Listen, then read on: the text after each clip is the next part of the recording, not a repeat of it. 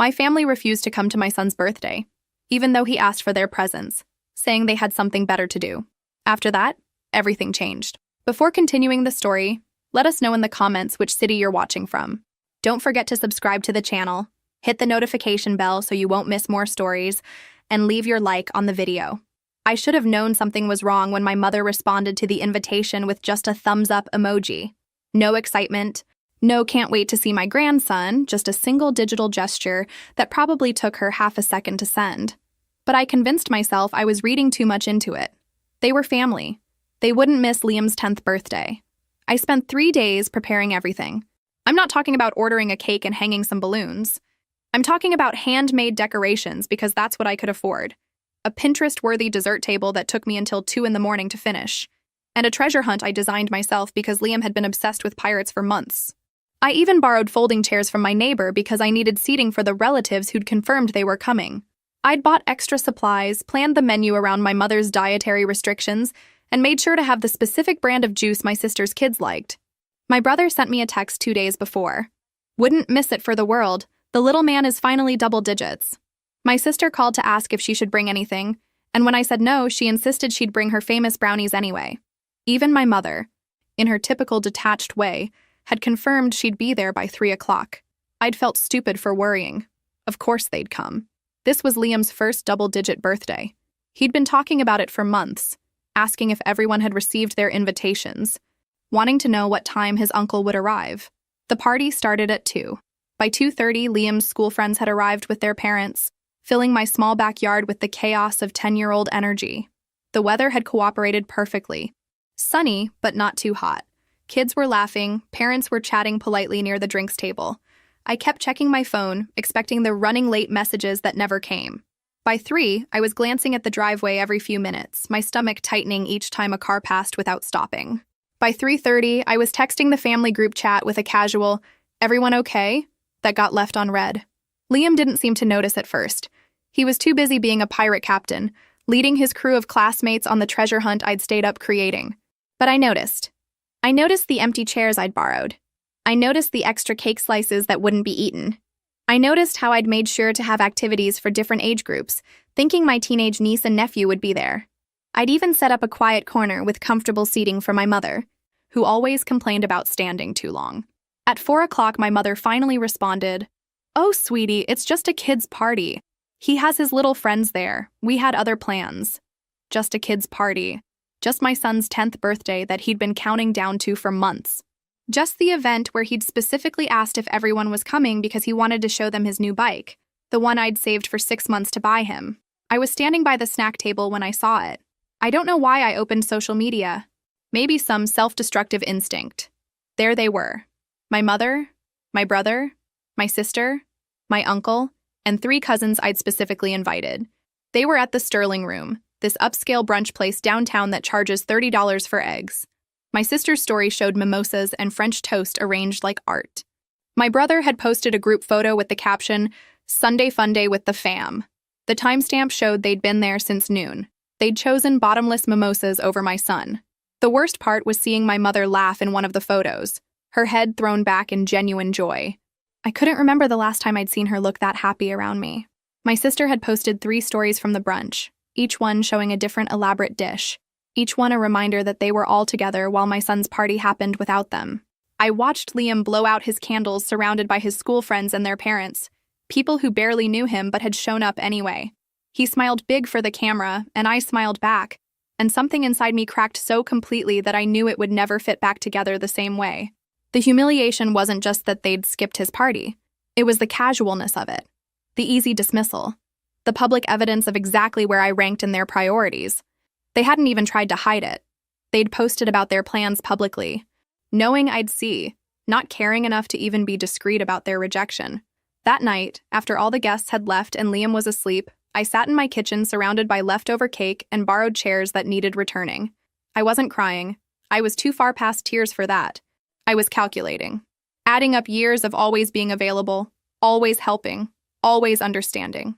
I thought about the house I'd bought, the one where my mother had been living rent-free for 5 years. I thought about the money I'd lent that was never repaid, the emergencies I'd covered, the sacrifices I'd made, and I made a decision. It wasn't dramatic or emotional. It was cold and clear and certain. This was going to end. All of it. I just needed to figure out exactly how.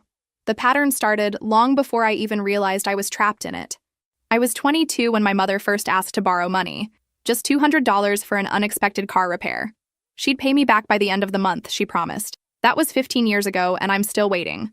By 25, I'd become the family's unofficial bank. My brother needed $3,000 for a business idea that folded within 6 months. My sister required bail money for her boyfriend, then later for herself after a DUI. My mother's temporary needs became a monthly subscription I never signed up for. Each time, they promised repayment. Each time, I believed them because that's what family does, right? I worked 2 jobs through my 20s. Days at a medical office, evenings doing freelance bookkeeping from home. I lived in a studio with thrift store furniture while my siblings rented nice places they could barely afford. I packed lunches, skipped dinners out, wore the same 5 outfits on rotation. Every dollar saved went toward my goal, buying property. When I finally had enough for a down payment, I found 2 small houses being sold together by an elderly couple. They weren't fancy. One was a modest 3-bedroom ranch. The other was a smaller 2-bedroom bungalow with outdated everything. I could just barely make it work with my savings and a mortgage I'd be paying off until I was 50. I moved into the 3-bedroom with Liam, who was 5 then. I spent weekends painting walls and fixing cabinets, learning from YouTube videos because I couldn't afford contractors. The 2-bedroom sat empty for months while I saved to renovate it for rental income. That's when my mother started her campaign. She was living in a cramped apartment, she said. Terrible neighbors. Landlord wouldn't fix anything. She just needed somewhere temporary, maybe 3 months. As her daughter, surely I wouldn't leave her in such a horrible situation. I should have said no. But I was still operating under the delusion that family meant something mutual, something reciprocal. I let her move in rent-free for what was supposed to be 90 days. That was 5 years ago. She never paid a single month's rent. Never offered utilities. Never bought her own groceries half the time, showing up at my house complaining about being hungry and ransacking my carefully budgeted pantry. When I gently mentioned her contributing something, she'd get wounded. "I'm your mother," she'd say, as if that explained everything. The exploitation didn't stop at free housing. When my brother's second business failed, guess who he called? When my sister needed $4,000 for a lawyer after her 3rd traffic incident, guess whose door she knocked on? When family members needed gifts for occasions I wasn't even invited to, they'd ask me to chip in since you're doing well. I wasn't doing well. I was drowning. Every month was a calculation of which bill could wait, which grocery wasn't essential, whether Liam's shoes could last another few months. I drove a car with 200,000 miles and repaired it myself. My clothes came from clearance racks. I cut my own hair. Meanwhile, my family posted vacation photos and restaurant check-ins. My sister got her nails done every 2 weeks at $60 a visit. My brother bought a new truck. My mother, living rent-free in my house, redecorated with furniture that cost more than everything in my living room combined. The moment that crystallized everything happened 6 months before Liam's 10th birthday. A Sunday family lunch at my mother's house. My house, technically, but I'd stopped correcting that. I brought a casserole and helped set the table while everyone else arrived empty-handed. After lunch, my mother didn't ask. She told, "The dishes need doing. You can handle that since you don't have a husband to get home to." My sister laughed. "Yeah, at least you have free time. Some of us have actual plans today." I stood at that sink, hands in greasy water, watching through the window as they gathered in the backyard. Someone made a joke and they all laughed. Not one looked back to see if I needed help. Not one thought to ask if maybe I had plans too, or if having a husband shouldn't determine whether I deserved basic respect. I finished those dishes in silence, dried them, put them away in cabinets in a house I owned but wasn't allowed to claim. Then I drove home with Liam, who asked why I was quiet. I told him I was just tired. But I wasn't tired. I was awake for the first time in years. I was seeing clearly what I'd been too conditioned to recognize. I wasn't family to them. I was a resource. An ATM with emotions they could manipulate. A safety net they could exploit indefinitely without consequence. That night, I made a list of every dollar I'd given them over the years. Every loan never repaid. Every emergency covered. Every burden shouldered. The number made me physically ill. With that money, I could have paid off half my mortgage. I could have taken Liam on real vacations. I could have had savings, security, breathing room. Instead, I had resentment. Deep, corrosive resentment I'd tried to bury under obligation and guilt. But watching them at that brunch, seeing proof that I meant so little they couldn't even pretend to care about my son's birthday, something shifted. The resentment crystallized into decision. I thought maybe the silent week after the party would give them time to reflect. Maybe someone would apologize. Maybe my mother would acknowledge how much they'd hurt Liam.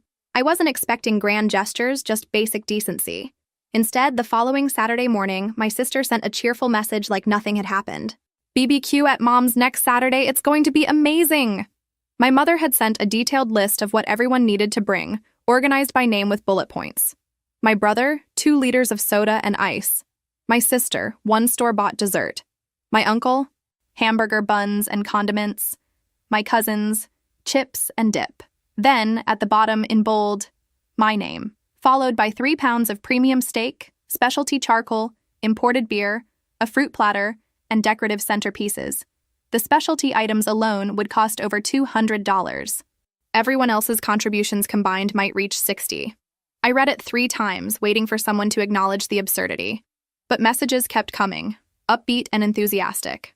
Not one person questioned why I was expected to provide items costing 5 times what everyone else would spend. My brother sent a voice message, his tone casual. Don't overthink the list. You know Mom just wants it nice. Plus, it's not like you have plans anyway. You never do anything on weekends. That landed like a slap. You never do anything on weekends. As if the weekends with Liam didn't count. As if my life only mattered when it served them. Nobody mentioned Liam's party. Nobody acknowledged that a week ago they'd abandoned a 10-year-old who'd been counting down to see them. The cognitive dissonance was stunning. They could skip my son's birthday for mimosas and then expect me to fund their barbecue without any self-awareness. I typed a simple sentence. I won't be attending, and I won't be providing the items on the list. The response was immediate. My phone buzzed like an angry hornet. My mother called. I let it go to voicemail. She called again. I declined. Then came the text. We need to talk about this attitude. Call me immediately. My brother sent a wall of text about family obligations and how I was being selfish over a simple request. He reminded me that family helps each other, that everyone contributes. He didn't notice my contribution was expected to be 5 times anyone else's, or that nobody had helped when Liam needed them. My sister took a different approach, wounded and falsely concerned. I don't know what's gotten into you lately. You've been so distant and cold. We're just trying to include you. If money is tight, you could have just said something instead of being rude. If money is tight. As if they didn't know. As if they hadn't been the primary reason money was tight for 15 years. My uncle, who I barely spoke to, sent a message calling me ungrateful. Cousins who hadn't bothered showing at Liam's party suddenly appeared with concerned questions about whether I was okay. The intervention was coordinated. They'd probably started a separate group chat, strategizing how to handle my rebellion.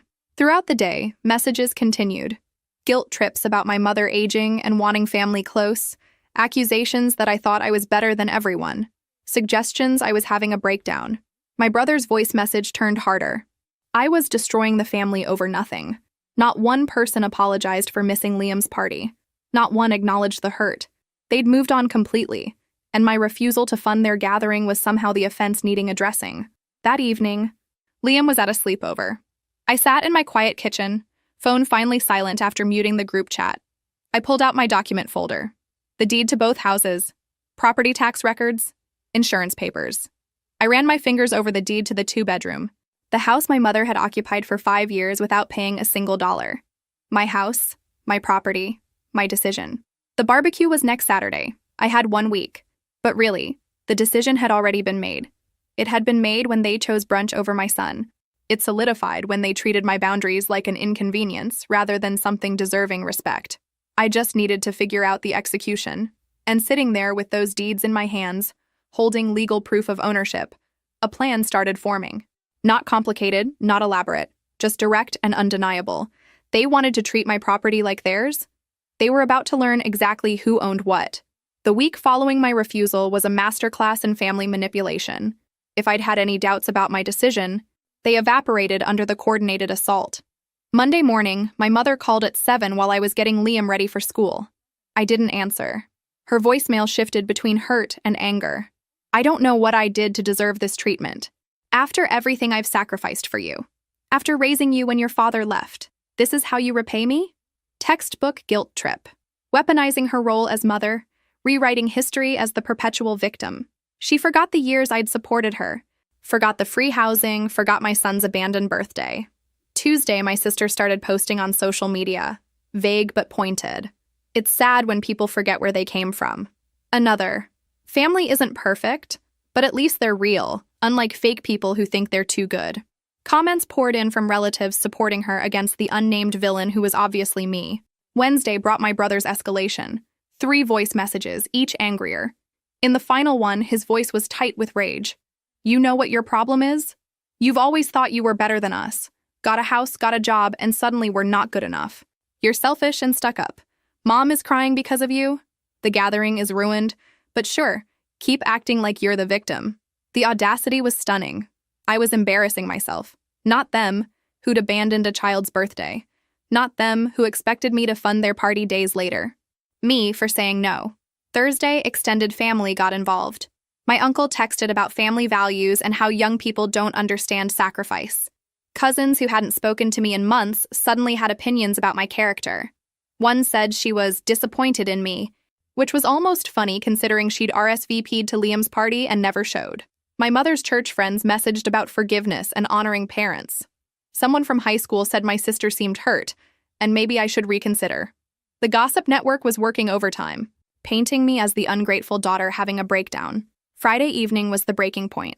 I was helping Liam with homework when my sister called. Against better judgment, I answered. Finally, she said sharply. I've been trying to reach you all week. I've been busy. Too busy for family? A pause. Then false concern. Look, I know you're going through something. Maybe you're stressed about money or work or being single. But you can't take it out on us. We're here for you, but you're pushing everyone away.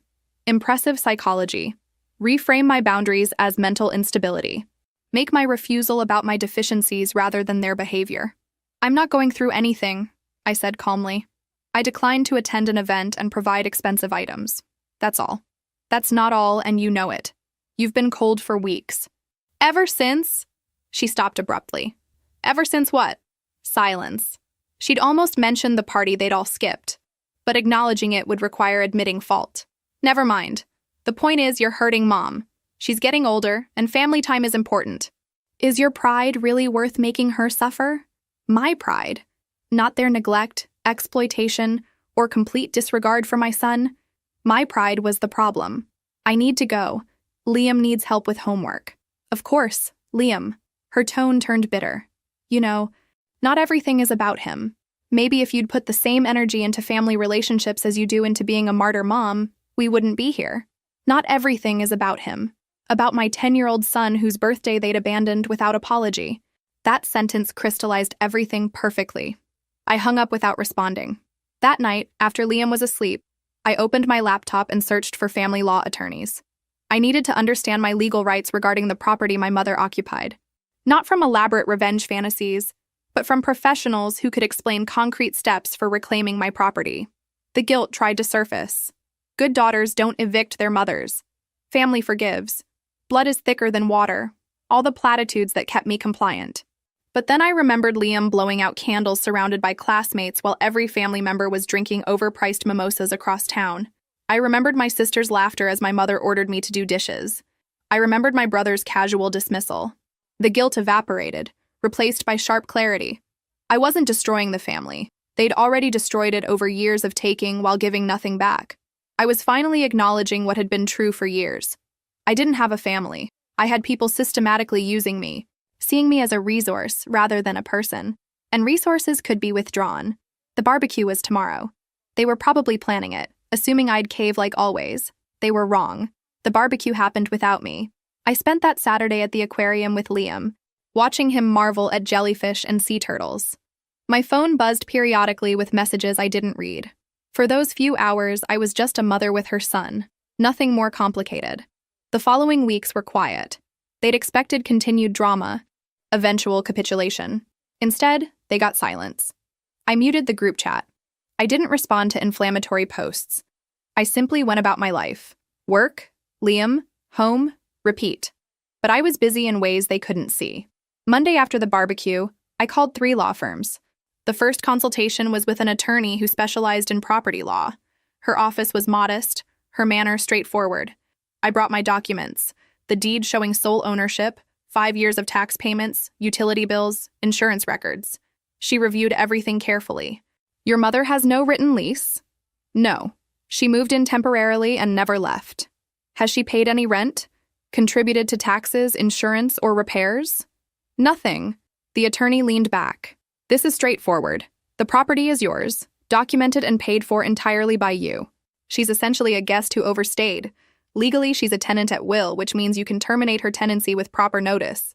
How much notice? 30 days written notice. After that, if she refuses to leave, you file for eviction through the courts. With your documentation, it's an open and shut case. It sounded almost too simple. That's it? That's it. You're the sole owner with clear documentation. She has no legal claim. She paused. I'll be honest, though. This will likely destroy your relationship with her and possibly your extended family. Are you prepared? I thought about Liam's empty birthday party, about years of being treated as an ATM. Yes, I'm prepared. She drafted a formal notice of termination of tenancy. 30 days from service, my mother would need to vacate. The attorney recommended having it served by a process server to ensure proper documentation. I chose the process server. I wanted this handled professionally, with no room for argument. Next was the practical side. I called the utility company and confirmed all accounts were in my name. I verified I could request service changes as the property owner. I also found contact information for a locksmith, filing the numbers away for potential future use. Through all of this, I maintained normal routine. Work, picking up Liam, homework, dinner, Friday movie nights. Life continued, ordinary and peaceful on the surface. The family's messages became less frequent as they realized I wasn't engaging. My mother sent occasional texts ranging from hurt to angry, but I only responded with brief neutrality. Received your message. Nothing more. 3 weeks after my attorney consultation, I received confirmation the notice had been served. The process server reported my mother had answered the door, read the document, and closed it without comment. No yelling, no scene, just quiet receipt. I waited for the explosion. It came after 2 days of silence. My phone lit up at 9 on a Thursday evening, my mother, brother, and sister all calling simultaneously. I let them go to voicemail. They tried again, and again. Finally, a text from my mother. We need to talk about this immediately. What you're doing is illegal and cruel. I typed back, what I'm doing is legal and documented. I've given proper notice as required by law. We have nothing to discuss. The calls continued through the night. I turned my phone off after ensuring Liam was asleep. When I turned it back on in the morning, there were 17 missed calls and 23 messages ranging from threats to pleading to accusations. My brother's message was most telling. You're really going to make Mom homeless over a stupid grudge? Over us missing one party? Are you insane? One party. That's all it was to them. Not years of exploitation, not systematic use of me as a resource. One party. I didn't respond to any of them. At work that day, my boss called me in.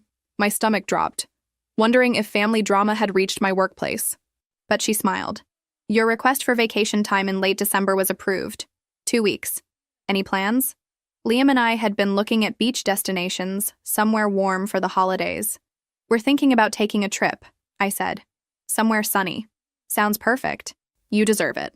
Walking back to my desk, I thought about timing. The eviction notice gave my mother until mid-December to vacate. My vacation was the last 2 weeks of December through New Year's. By the time I returned, the house would be empty, or the legal process would handle any remaining issues. I hadn't planned it that way initially, but the timeline was almost poetic.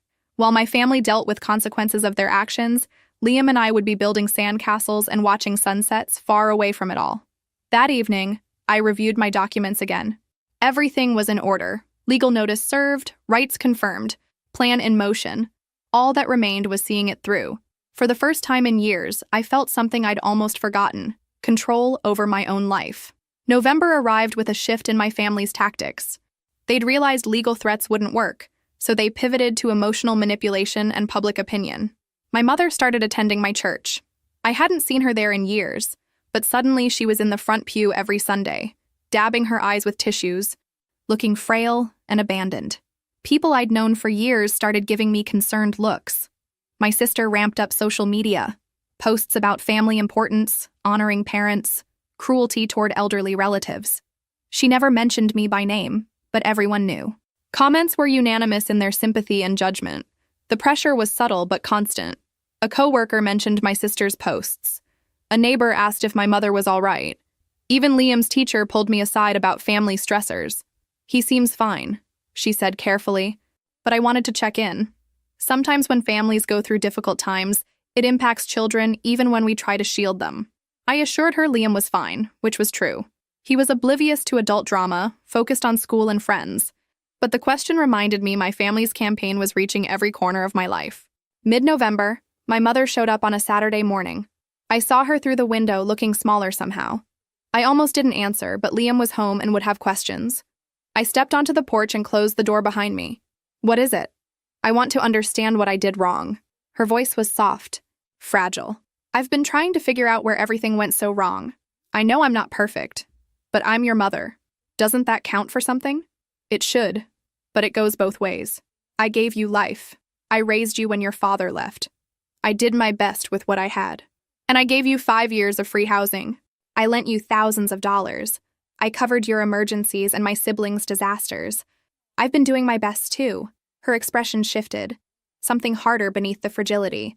So this is about money? You're evicting your own mother over money? This is about respect.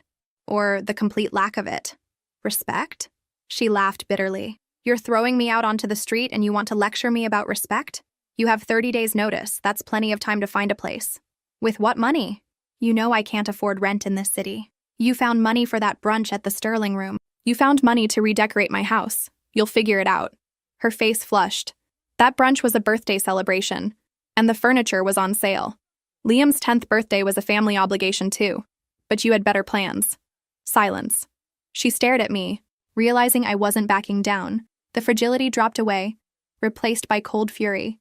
You're making a mistake, she said quietly. Family is forever. You're going to regret this. Maybe, but it's my decision to make. She left without another word. I waited for guilt. It didn't come. Just quiet relief the confrontation was over. 2 weeks before my December vacation, I made another move. I called the utility company and requested electricity disconnection effective December 30th. As property owner, I had every right. I scheduled water shut-off for the same date. The timing was calculated. December 30th was 2 days before the eviction deadline. If my mother was still there, she'd be without power in winter. It would make staying uncomfortable and potentially unsafe. Around the same time, I mentioned holiday plans to Liam. We're going somewhere warm for Christmas break. Somewhere with a beach. His eyes lit up. Really? Like an actual beach vacation? Really? Just you and me? Will the family come? No, buddy. Just us this time. He seemed fine with that, already chattering about dolphins and surfing. The resilience of children is remarkable. The week before leaving, I received a certified letter from an attorney representing my mother. Reading it, I almost laughed. It claimed I was violating elder abuse laws, that I had a duty to provide for her, that cutting utilities was endangerment. It threatened legal action unless I rescinded the notice. I forwarded it to my attorney, who called within an hour. This is complete nonsense, she said flatly. There's no legal obligation for adult children to provide housing to parents. The elder abuse claim is laughable. You've given proper notice, followed all procedures. This is just intimidation. So, I don't need to do anything? I'll send a response citing relevant laws. But no, don't worry. This is a Hail Mary that won't go anywhere. 3 days before my flight, I mentioned vacation dates at work, loud enough for people to hear. Small talk, innocent, but I knew how offices worked. Within hours, it would spread. By next day, someone who knew someone in my family would hear. I wanted them to know I'd be gone, that while they dealt with eviction deadline consequences, I'd be thousands of miles away, unreachable and unconcerned. The night before our flight, I packed while Liam slept. Swimsuits, sunscreen, his favorite books, a new camera for the trip, simple things that felt like freedom. My phone buzzed. A message from my mother. Please, can we work this out? I have nowhere to go. I stared at it, then typed back. You have until January 2nd. That's not my problem anymore. Then I turned off my phone, finished packing, and went to bed. Tomorrow, we'd be on a plane. Tomorrow, everything would finally be different. The flight landed Tuesday afternoon. Stepping into humid warmth felt like entering a different world. Liam pressed his face against the taxi window the entire ride, mesmerized by palm trees and glimpses of turquoise water. Our room had a balcony overlooking the ocean. That first evening, we ate takeout watching the sunset paint the sky orange and pink. Liam talked nonstop about everything he wanted to do, and I just listened. Present. without the weight of family drama pressing down. I'd left my phone off since the airport. It stayed in my suitcase, deliberately out of reach. For the first few days, I felt phantom buzzes, muscle memory reaching for a device that wasn't there. But gradually, the urge faded. We spent Christmas Day on the beach. Liam built an elaborate sandcastle while I read. A local family nearby invited us to share their food, and we sat with strangers who felt more like family than the people I'd left behind, eating grilled fish while Liam made friends with their kids despite language barriers. That night, Liam asked if I missed everyone back home. Some people, I said honestly. Coworkers, neighbors, friends. Not the family? It's complicated, buddy. Sometimes people who are supposed to care about us don't show it in the ways we need, and that's okay to feel sad about. He nodded. I kind of missed them at my party, but this is way more fun. Out of the mouths of children, this simple vacation was better than any family gathering I'd endured in years. December 30th arrived with brilliant sunshine. While Liam snorkeled in the hotel pool, I finally turned on my phone. The device took minutes to load missed notifications. Messages, voicemails, emails, all piling up. I didn't read them in detail. I scrolled through, getting the general narrative. Panic from my mother as utility shutoff approached. Angry messages from my siblings about my cruelty. Appeals from relatives. Threats about legal action. Then, time-stamped late yesterday evening, a message from my brother. She's moving out. Hope you're happy. I felt nothing. No triumph, no guilt, no satisfaction. Just quiet completion. A chapter closing. I saved the messages for my attorney, then put the phone away. Whatever drama was unfolding back home was happening without me. New Year's Eve felt significant. Liam and I joined the hotel's beachfront celebration. Fireworks over water, couples dancing, families gathered. At midnight, as the sky exploded in color, Liam hugged me tight. "This is the best vacation ever," he said. "Yeah," I agreed, tears in my eyes. "It really is." Standing there, thousands of miles from home, I realized what I felt wasn't just freedom from my family. It was freedom to build something better, to choose who I spent time with, to set boundaries without guilt, to teach my son that family should be earned, not demanded. The next morning, I checked my phone. A message from my attorney. Property has been vacated. All keys returned. Suggest inspection before re-entry. Will coordinate upon return. It was done. Actually, completely done. My neighbor had messaged too. Saw moving trucks at the rental property yesterday. Everything okay? I typed back. Everything's fine, just some changes. Thanks for checking. The remaining days passed in a blur of sun and salt water and simple happiness. We visited markets, tried foods we couldn't pronounce, collected shells Liam insisted we bring home. We talked about everything and nothing, the kind of rambling conversations that happen when you're not rushing between obligations. On our last evening, Liam asked, "Can we do this again next year?" "Absolutely," I said. And I meant it. This would be our new tradition. Not stressful family gatherings where I was treated like an ATM, not holidays trying to meet impossible expectations. Just us, somewhere warm, building actually happy memories. The flight home felt different. I wasn't running away anymore. I was returning to a life I'd reclaimed, a future I was choosing deliberately. Landing back in cold January air, I turned my phone on properly. Messages had slowed to a trickle. A few from relatives asking when we could talk. One from my mother. "I hope you can live with what you've done." I could. That was the thing they didn't understand. I could live with it perfectly well. Better than I'd been living with years of exploitation and disrespect. Driving home, Liam fell asleep in the back seat, exhausted and happy. I glanced at him in the rearview mirror. This kid who deserved a mother who prioritized his well-being over family obligation, who understood that sometimes love means setting boundaries, even when those boundaries hurt. The rental property sat empty, waiting for its next chapter. My house felt quieter somehow, more peaceful. I unpacked our bags, hung Liam's drawings on the refrigerator, and felt something I hadn't experienced in years. I felt like I was home, actually home. Not just in a building I owned, but in a life I'd chosen. And that made all the difference. The first week of January passed in deceptive quiet. I returned to work, Liam went back to school, life resumed its rhythm. But underneath, I knew a storm was gathering. It broke on a Friday evening. Someone started pounding on my front door. Not knocking, pounding. I looked through the peephole. My brother, face red, jaw tight. Behind him, my sister, arms crossed, expression hard. I opened the door but kept the chain lock engaged. "We need to talk," my brother said, voice barely controlled. "There's nothing to discuss." "Nothing to discuss? You kicked Mom out in winter. She's on my couch. Do you have any idea what you've done? She had 30 days' notice. What she does with that time isn't my responsibility." My sister pushed forward. "You cut off electricity and water in December. What kind of person does that? The kind who owns the property and gave proper legal notice. She's family," my brother spat. "You don't treat family like this." The hypocrisy was almost funny. "You mean like skipping my son's 10th birthday for brunch?" Silence. My sister's mouth opened, then closed. "That's what this is about?" she finally said. "A birthday party? You destroyed our mother's life over a kid's party? I reclaimed my property after years of being used. The party was just when I finally saw clearly what you think of me and my son. This is insane. We had prior plans. Adults understand that. Adults also apologize when they hurt someone. You've done neither." My sister's expression shifted to something uglier. "Maybe we didn't come because we're tired of you acting like a martyr. Poor single mom struggling so hard. It's exhausting. You chose to have a kid on your own. That's not our problem." The words hung brutal in their honesty. At least now we were past pretense. "You're right," I said calmly. "It's not your problem. And my property isn't free housing anymore. Now please leave." "We're not done."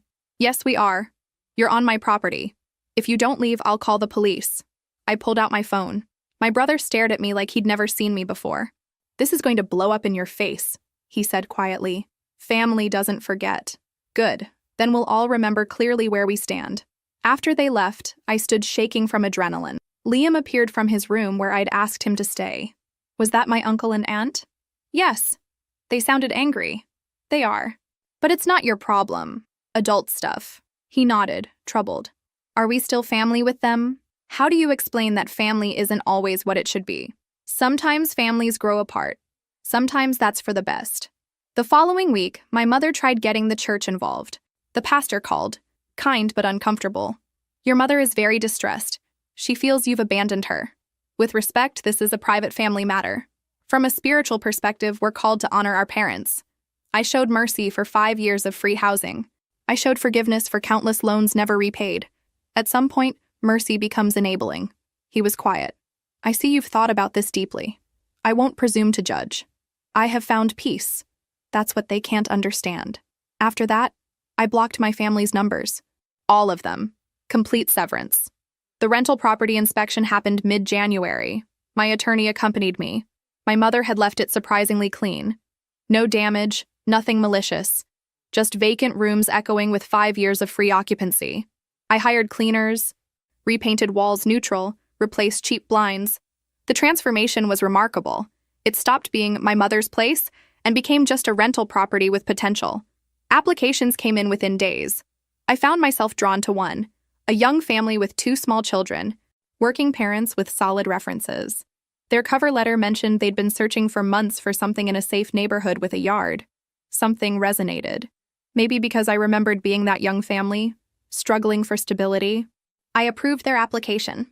The day they moved in, I stopped by to hand over keys. Their kids ran around the backyard, squealing with excitement. The mother had tears in her eyes. "Thank you. You have no idea what this means. We've been in a cramped apartment for 3 years. This is perfect." Watching them settle in, watching their kids claim the space with joy, I felt unexpected satisfaction. Not from revenge, but from creating something good from the ashes of something toxic. That evening, Liam asked if we could invite the new neighbors for dinner. "Their kids seem cool," he said. I smiled. "Yeah, buddy. That's a great idea." New beginnings, I thought, for everyone. February brought an unexpected complication.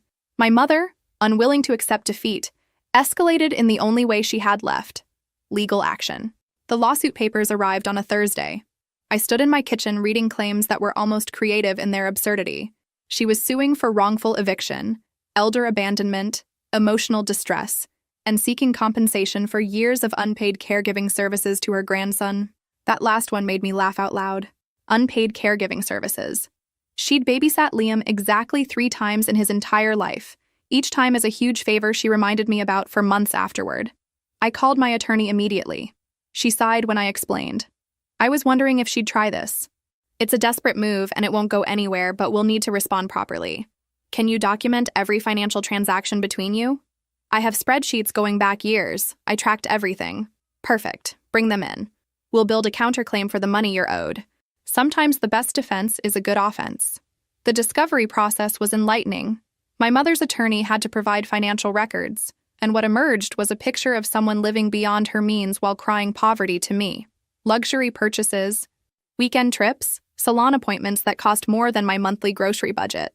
My attorney compiled everything into a counterclaim: $15,000 in unpaid loans, 5 years of fair market rent she never paid, and interest. The total came to over $70,000. This is conservative, my attorney said. We could argue for more, but this is defensible and documented. When her attorney sees this, the lawsuit will likely disappear. She was right. 2 weeks later, my mother's attorney filed a motion to dismiss. The case was dropped before it ever saw a courtroom. I never pursued my counterclaim. I didn't need the money as much as I needed peace. But the lawsuit had one unintended consequence. It made the family conflict public record, and small towns love gossip. The truth started coming out in unexpected ways. A woman from church approached me after service one Sunday.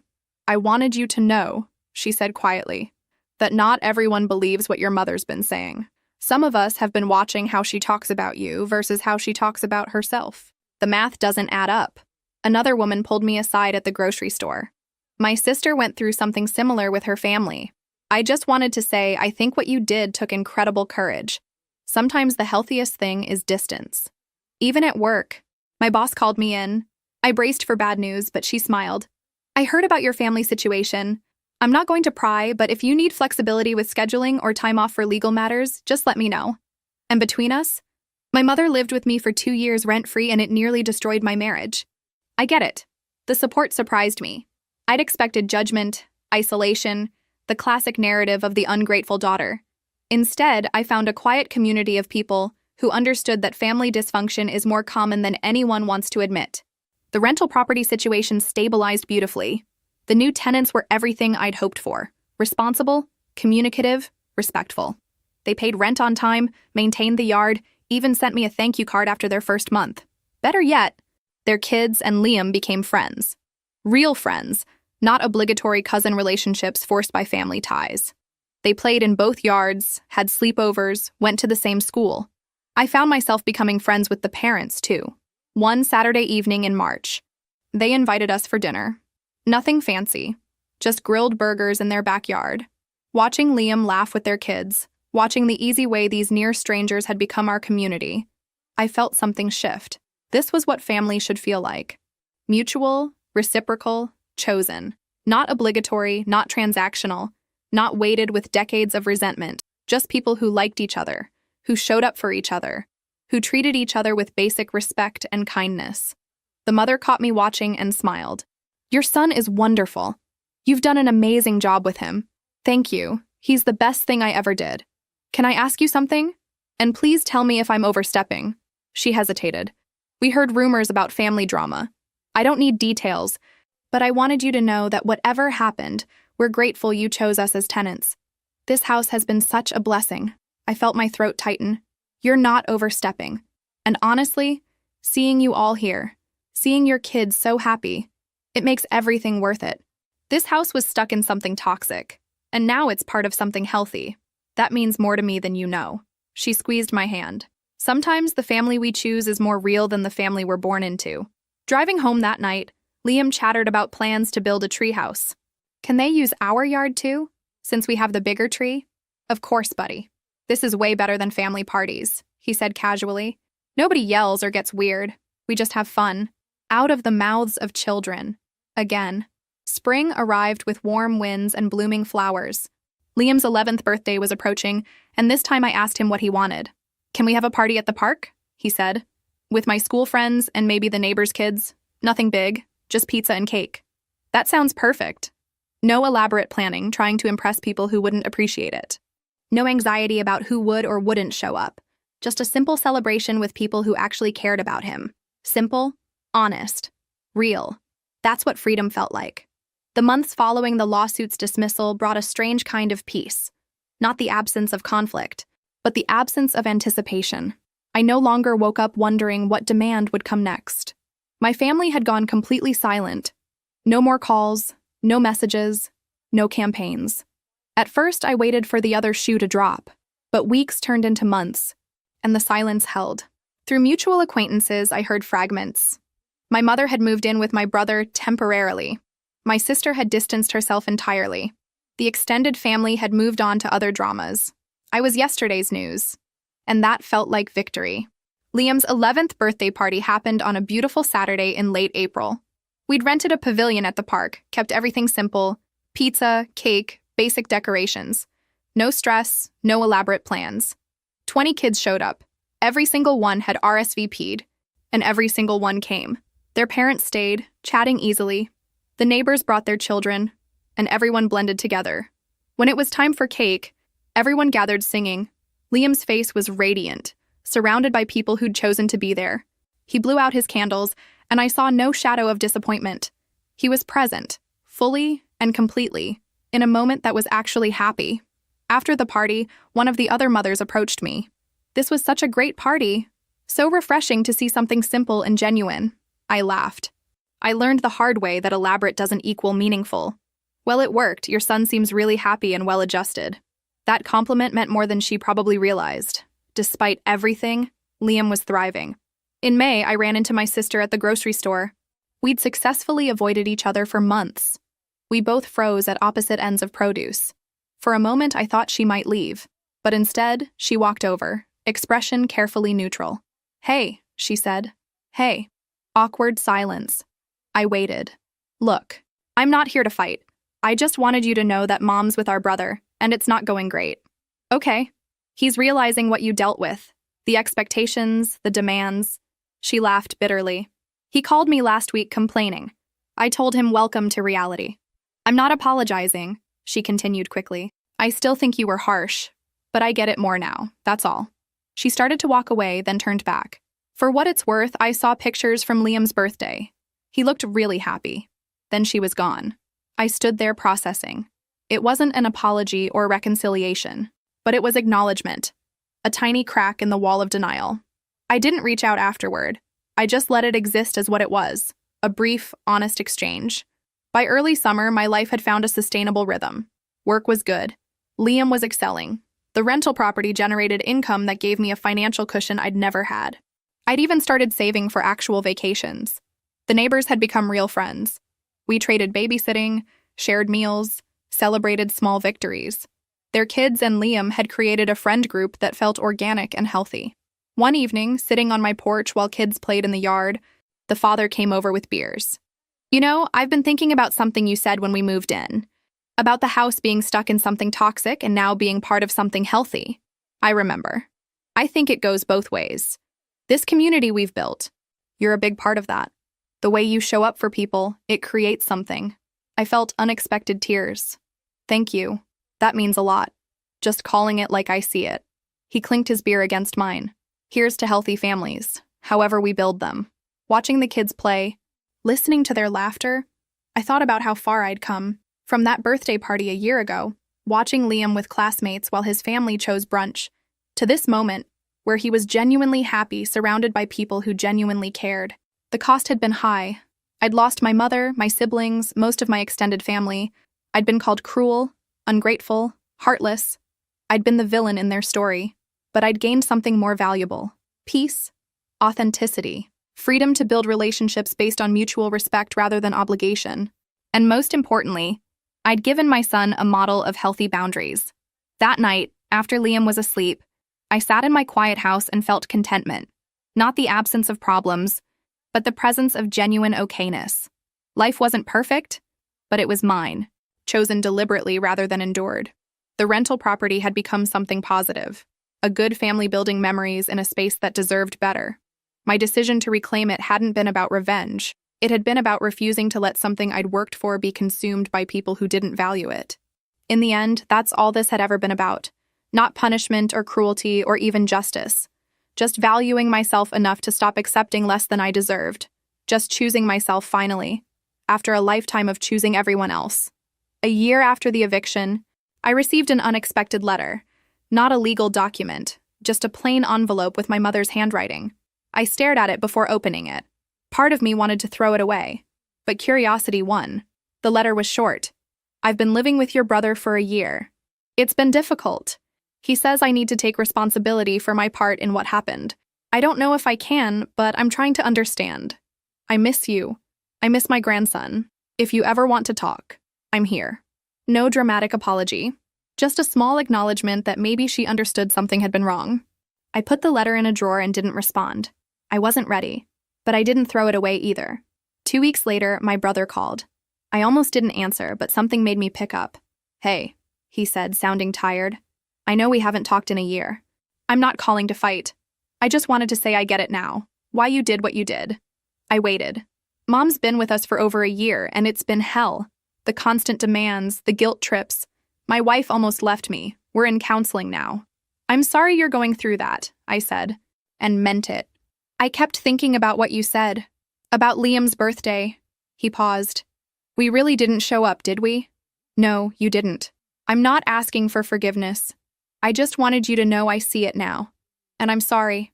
Really sorry. It was the first real apology. It didn't erase the hurt, but it meant something.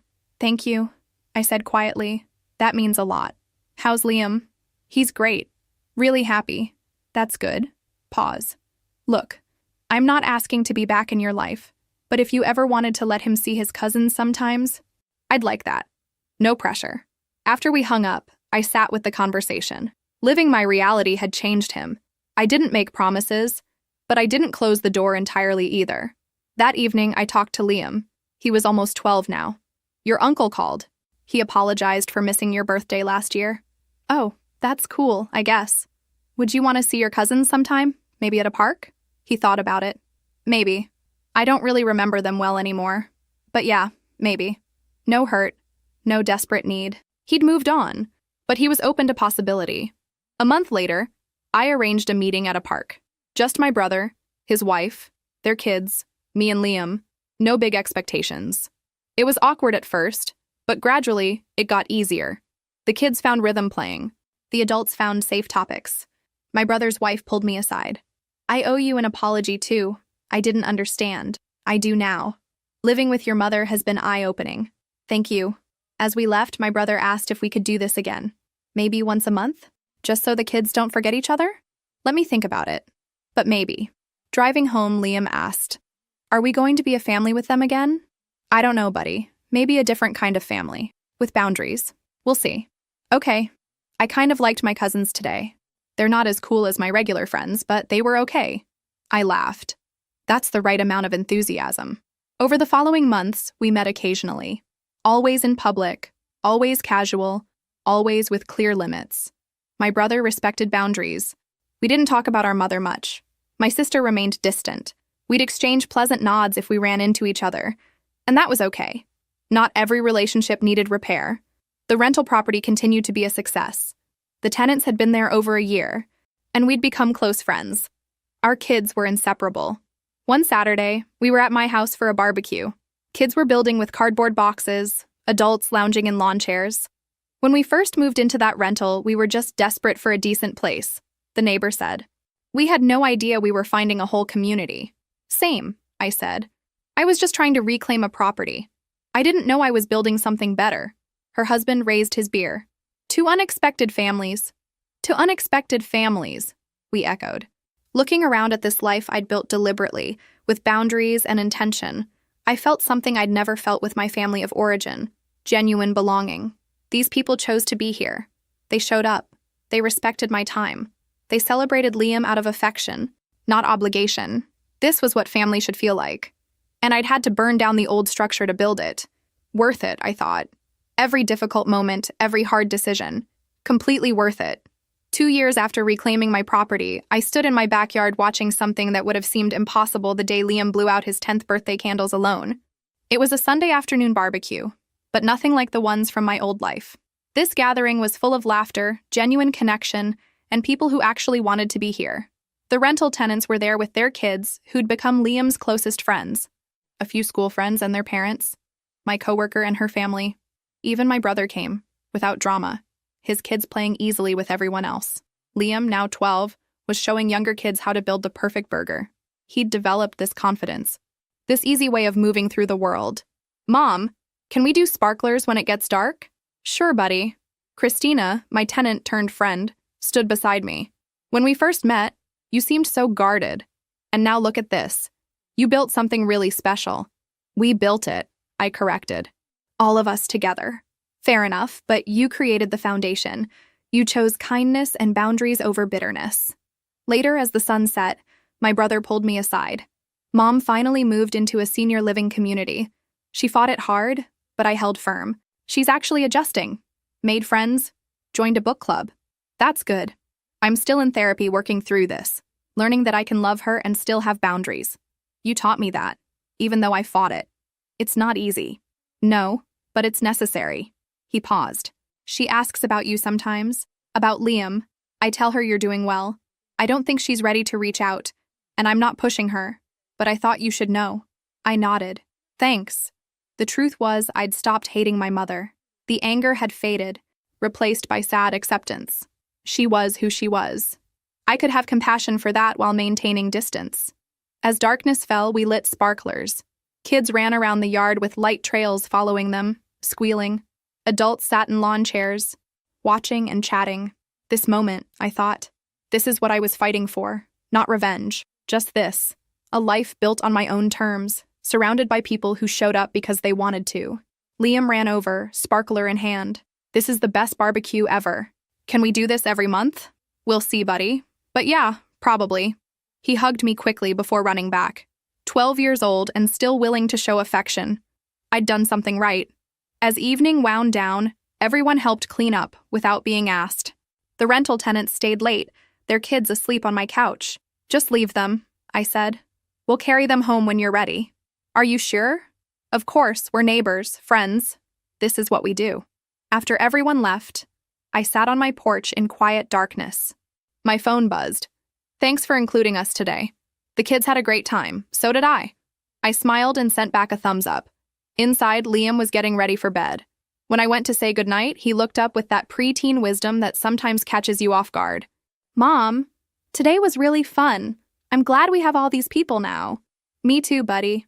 Do you ever miss the old family? The ones who didn't come to my 10th birthday? I considered carefully. Sometimes I miss what I wish they could be, but I don't miss what they actually were. Does that make sense? He nodded. Yeah, I kind of feel the same way. Like I have my uncle and cousins now, which is cool. But if they hadn't come back, I would have been okay. Because I have everyone else. That's very wise, Liam. I get it from you, he said with a grin. After he fell asleep, I sat in my quiet house and thought about the journey. From that devastating birthday party to this thriving community. From being everyone's ATM to someone who could say no without guilt. The rental property, once a symbol of exploitation, now housed people I genuinely cared about. The boundaries I'd set had created space for authentic relationships. I thought about my mother and her senior community, my brother learning boundaries, my sister living her separate life. The family I was born into had scattered, reshaped, redefined, and that was okay. Some relationships weren't meant to be repaired, only released. What mattered was what I'd built in their place. This chosen family, this community of people who showed up, who cared, who treated each other with respect. 2 years ago, standing in my kitchen surrounded by leftover cake from a party my family had abandoned, I'd made a decision that terrified me. I'd chosen myself. I'd chosen my son. I'd chosen the possibility of something better. Now, sitting in a house full of happy memories and genuine connections, I knew I'd made the right choice. Sometimes love means letting go. Sometimes freedom means burning down what's broken. Sometimes the family you need is the one you build yourself. And sometimes the ending you think will destroy you is actually the beginning of something better than you ever imagined. I was home, finally truly home. My family abandoned me and left me alone, but after I got back on my feet, they asked me for help and want me back. My name is Karen, and I need to tell you something that happened when I was 17. Something that changed everything about who I thought I was and what family meant. I remember that Tuesday in October like it was yesterday. I'd just finished my shift at the local coffee shop where I worked part-time after school. My backpack was heavy with textbooks, and I was already mentally preparing for the chemistry test I had the next day. The autumn air was crisp, and I could smell wood smoke from someone's fireplace as I walked up our street. Our house looked different somehow as I approached. I couldn't put my finger on it at first, but something felt off. The curtains were drawn tight, which was unusual because Mom always liked natural light. The porch light wasn't on either, even though it was getting dark. I fumbled with my keys at the front door, juggling my backpack and the leftover pastries I'd brought home from work. When I finally got inside, the silence hit me like a physical blow. Not the comfortable quiet of an empty house, but something heavier, something final. Mom? Dad? Alex? I called out, dropping my bag by the door. No answer. The echo of my own voice seemed to mock me. That's when I noticed the furniture was gone. Not all of it, but the important pieces. The family photos that usually lined the hallway table had vanished. Mom's favorite armchair wasn't in its usual spot by the window. The coffee table where we played board games on Sunday nights was missing. My heart started racing as I ran through the house, checking every room. My parents' bedroom was completely empty. My brother Alex's room looked like it had been cleaned out in a hurry. His posters were torn down, leaving tape marks on the walls, and his closet doors hung open, revealing nothing but empty hangers.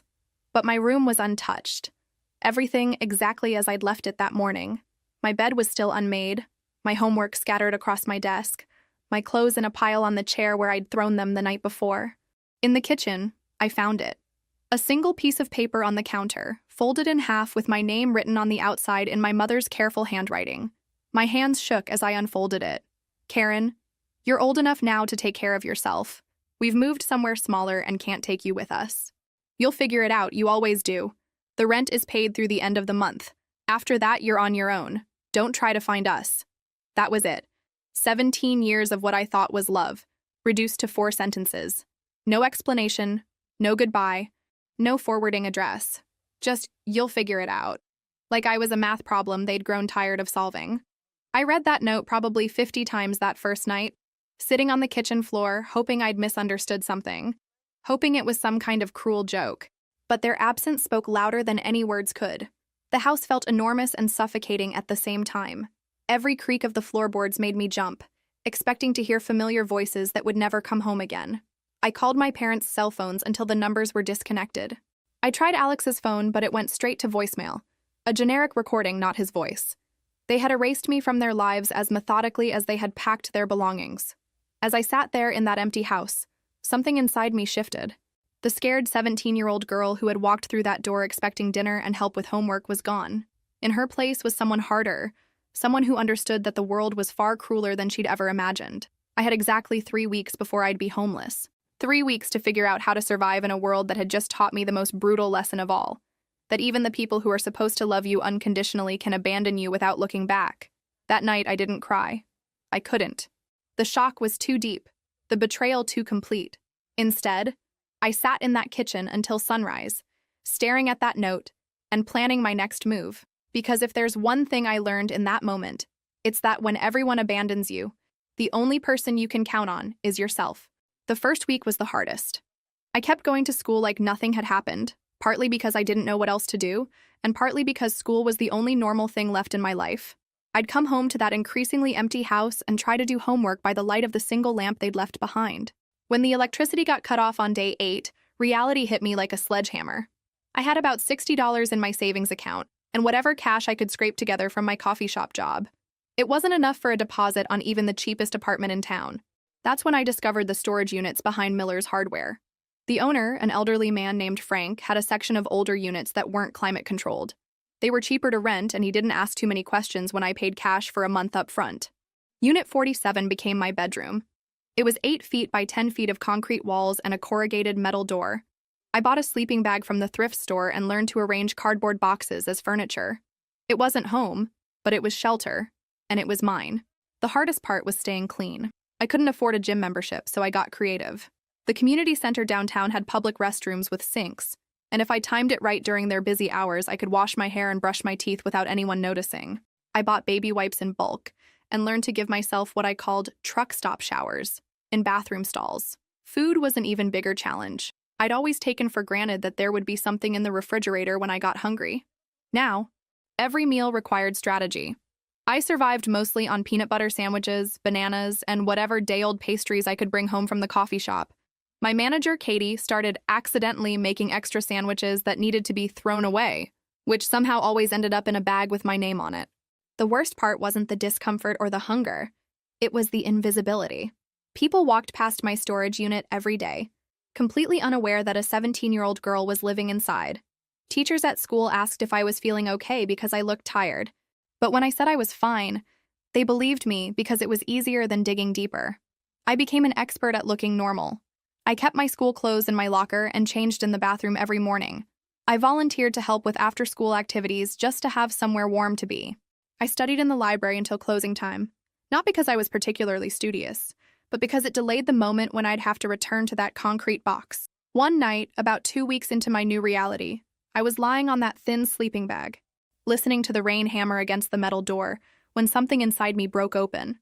Not in a bad way, but like a shell cracking to let something new emerge. I realized that I was surviving. More than that, I was adapting. I started making lists in a notebook I'd found in my locker. Things I needed. Things I wanted to accomplish. Places where I could shower for free. Restaurants that threw away good food at closing time. I mapped out every public bathroom in a 5-mile radius, rating them by cleanliness and privacy. Most importantly, I started paying attention to how other people managed to thrive when they had so little. I watched the homeless man who always seemed to have clean clothes and 3 meals a day, and learned he volunteered at the church kitchen in exchange for food and laundry privileges. I observed the single mothers at the community center who juggled school, work, and kids, and noted how they shared resources and information. After 3 weeks in that storage unit, I felt like I'd earned a master's degree in survival. I knew which gas stations had the cleanest bathrooms, which restaurants were most likely to hire someone underage, and which social services would help without asking too many questions about where I lived. The funny thing was, I started to feel proud of myself. Not proud of the situation, but proud of how I was handling it. Every morning that I woke up in that metal box, got dressed, and walked into school looking like any other teenager was a small victory. Every night I managed to find enough food to keep going was proof that I was stronger than anyone had given me credit for. I was learning something my parents had never taught me, that dignity doesn't come from where you sleep or what you eat. It comes from refusing to let circumstances destroy your sense of self. And despite everything they'd taken from me, they couldn't take that. After living in that storage unit for a month, I knew I needed something more stable. The night shifts at Riverside Diner became available when their regular cook quit without notice, and I convinced the owner, Maria Santos, to give me a chance despite being 17. "You sure you can handle this, kid?" Maria asked, looking me up and down skeptically. "Night shift means 10 p.m. to 6 a.m., 4 nights a week. It's not glamorous work." I almost laughed. Glamorous was the last thing I was worried about. "I can handle it," I told her. And I meant every word. The work was exactly what I needed.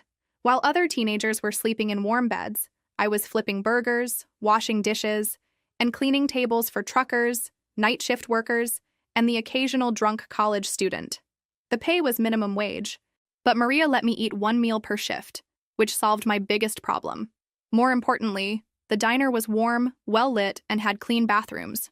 I could do homework during slow periods, and Maria didn't mind if I used the employee shower in the back after my shift ended. She never asked why I needed to shower at work, and I never offered to explain. The other night shift workers became my unlikely family. There was Roberto, a guy in his 30s who worked construction during the day and sent money to his family in Mexico. Carmen, a nursing student who needed the flexible schedule. And Big Jim, a former trucker who told stories that could make you laugh until your sides hurt. They all had their reasons for working nights, and none of them asked too many questions about mine. When I mentioned I was between apartments, Carmen offered to let me crash on her couch, but I politely declined. I'd learned that accepting help always came with strings attached, even from well-meaning people. What I did accept was their knowledge. Roberto taught me how to negotiate with landlords and utility companies. Carmen showed me which community college courses I could take for almost nothing. Big Jim explained how to build credit from scratch and why having documentation of everything was crucial. "Life's gonna try to knock you down, Karen," Big Jim told me one quiet Tuesday night as we cleaned the grill. "The difference between people who make it and people who don't isn't where they start. It's whether they get back up smarter than when they fell." I was getting smarter. Every shift taught me something new about business, about people, about how money flowed through the world. I watched Maria manage inventory, handle difficult customers, and balance the books. I paid attention to which menu items had the highest profit margins and which suppliers gave her the best deals. During my breaks, I'd study not just for school, but for life. I read books about personal finance from the library, researched different career paths, and started making plans that extended beyond just surviving each day.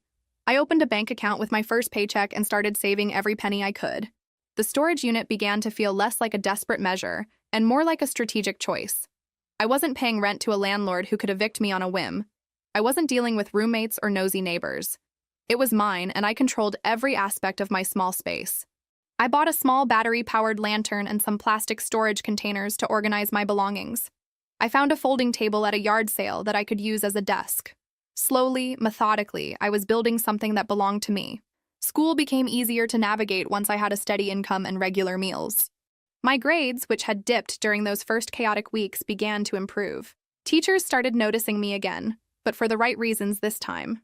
When my guidance counselor, Mrs. Patterson, called me into her office to discuss college applications, I was ready.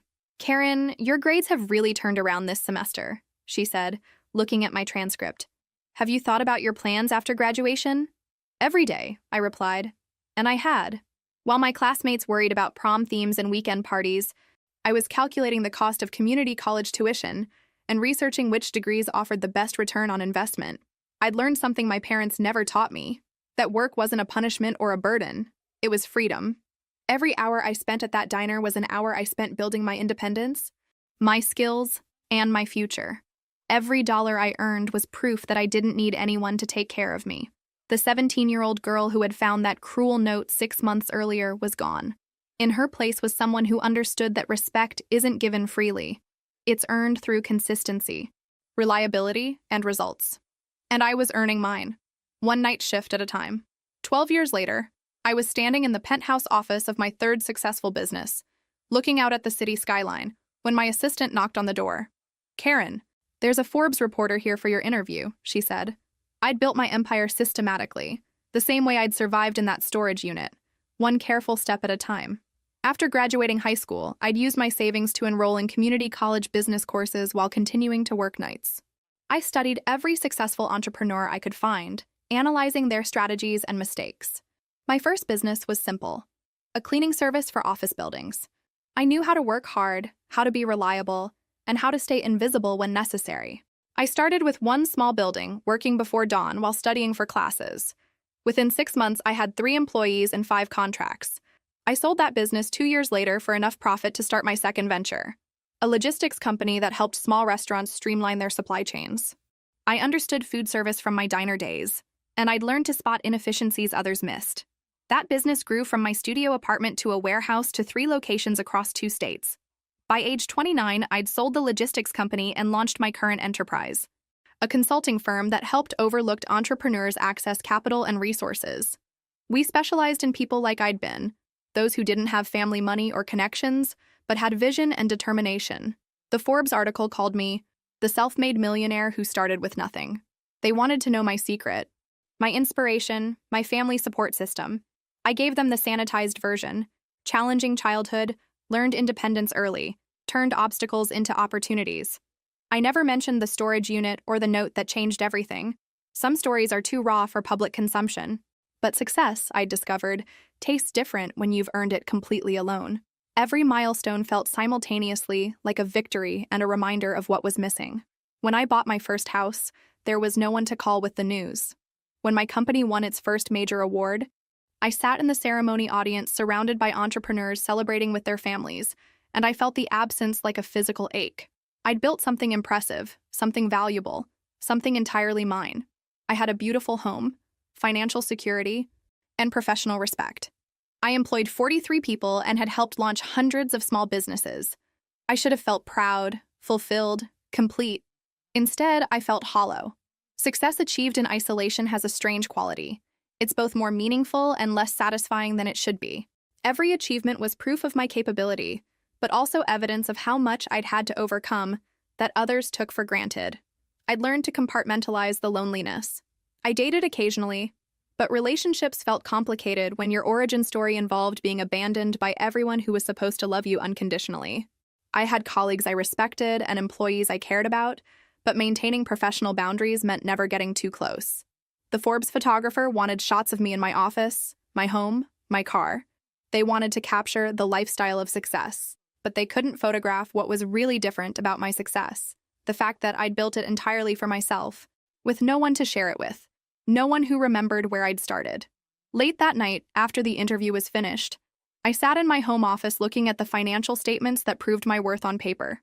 7 figures in the bank, property in 3 states, a business valued at more than most people would see in several lifetimes. I thought about that 17-year-old girl in the storage unit, making lists by battery-powered lantern light. She would be amazed by how far we'd come. She would be proud of what we'd accomplished. But I also wondered what she would think about how quiet this success was, how solitary. In all her planning and dreaming, she'd focused on building security and independence. She'd never considered what it would feel like to achieve everything you'd hoped for, with no one around to witness it or celebrate it with you. The bitter irony wasn't lost on me. I'd become extraordinarily successful at taking care of myself because I'd had no choice. But that same self-reliance that had saved me had also isolated me. I was living proof that you could survive anything and thrive beyond your wildest dreams. I just hadn't expected success to feel so much like being in that storage unit all over again. Safe, secure, but fundamentally alone. The Facebook message arrived on a Tuesday morning, exactly 12 years to the day since I'd found that note in the kitchen. I'd been reviewing quarterly reports when my personal phone buzzed with a notification from someone named Alex Mitchell. The profile picture made my stomach drop. It was my brother, older and broader than the 18-year-old I remembered, but unmistakably Alex. The message was brief. Karen, I know this is unexpected, but I saw your interview in Forbes. I'm proud of what you've accomplished. I'd really like to talk. I know we have a lot to discuss about what happened when we were younger. Would you be willing to meet for coffee? I stared at that message for 20 minutes. My coffee growing cold as my hands shook. 12 years of silence. And now, suddenly, after I'd been featured in a national business magazine, my brother wanted to reconnect. The timing wasn't coincidental. The Forbes article had generated significant media attention. I'd been invited to speak at conferences, other publications wanted interviews, and my consulting firm had received dozens of new client inquiries. My success was now public knowledge, complete with photos of my home and estimates of my net worth. I showed the message to my business partner, David, the one person who knew the full story of my past. What do you want to do? He asked carefully. I want to know what they want, I replied. Because after 12 years of nothing, they don't suddenly miss my sparkling personality. I agreed to meet Alex at a neutral location, a coffee shop downtown that I chose specifically because it was public, well-lit, and far from anywhere that held memories. I arrived 15 minutes early and positioned myself at a table with a clear view of the entrance. Alex walked in exactly on time, and my first thought was how much he looked like our father. Same jawline, same way of scanning a room before committing to entering it fully. He'd put on weight, and his hairline had receded, but he carried himself with a confidence I didn't remember from our teenage years. Karen, he said, approaching my table with a smile that seemed rehearsed. You look amazing. Success suits you. I didn't stand up or offer a hug. Alex, you look... I paused, studying his face. Older. He laughed nervously and sat down across from me. 12 years will do that. I can't believe how well you've done for yourself. That Forbes article was incredible. There it was. The reference to my public success within the first minute of conversation. I leaned back in my chair and waited for him to continue. I've thought about reaching out so many times over the years, he said, fidgeting with his coffee cup. But I never knew what to say. We were all so young when everything happened. You were 21, Alex. Hardly a child. His face flushed slightly. You're right. Things were complicated. You have to understand. Mom and Dad were going through a really rough time financially. The house was in foreclosure. Dad had lost his job, and they felt like they had no choice. I studied his expression as he spoke. He'd prepared this explanation, practiced it. But there were cracks in his composure, the way his eyes darted away when he mentioned our parents, the slight tremor in his voice when he said, no choice. So they had no choice but to abandon their 17-year-old daughter, I asked quietly. It wasn't like that. We thought you'd be okay. You were always so independent, so capable. Even as a kid, you figured things out. The absurdity of his justification almost made me laugh. So I was abandoned because I was competent? Karen, please. I know it sounds terrible now, but we were desperate. And look how well you turned out. Maybe it was meant to happen this way. I felt something cold settle in my chest. This was what he'd come to say. That my abandonment had been a favor. That my success justified their cruelty. That I should be grateful for the character-building experience of homelessness at 17. Why now, Alex? I asked directly. Why reach out now after 12 years of silence? He shifted uncomfortably. I've been going through some changes. Divorce, job situation, you know. It made me realize how important family is, how much I've missed having you in my life. There it was. The truth hiding behind the sentiment. He was having financial problems and remembered that his successful sister might be useful. I stood up from the table. I'm going to think about what you've said, Alex. This is a lot to process. Of course, he said quickly, also standing. Can I give you my number? Maybe we could have dinner next week, somewhere nice. My treat. His treat. With what money, I wondered, if he was going through a job situation. I took his business card, noticed it was slightly worn at the edges, and promised to call him soon. As I walked to my car, I felt something I hadn't expected. Not anger or hurt, but a clinical curiosity about what exactly my family thought they could gain from me now. That evening, I hired a private investigator. I wanted to know everything about their lives over the past 12 years, their current financial situations, and most importantly, what had triggered this sudden desire for reconciliation. Knowledge, I'd learned, was the most valuable currency in any negotiation. And this reunion was definitely going to be a negotiation.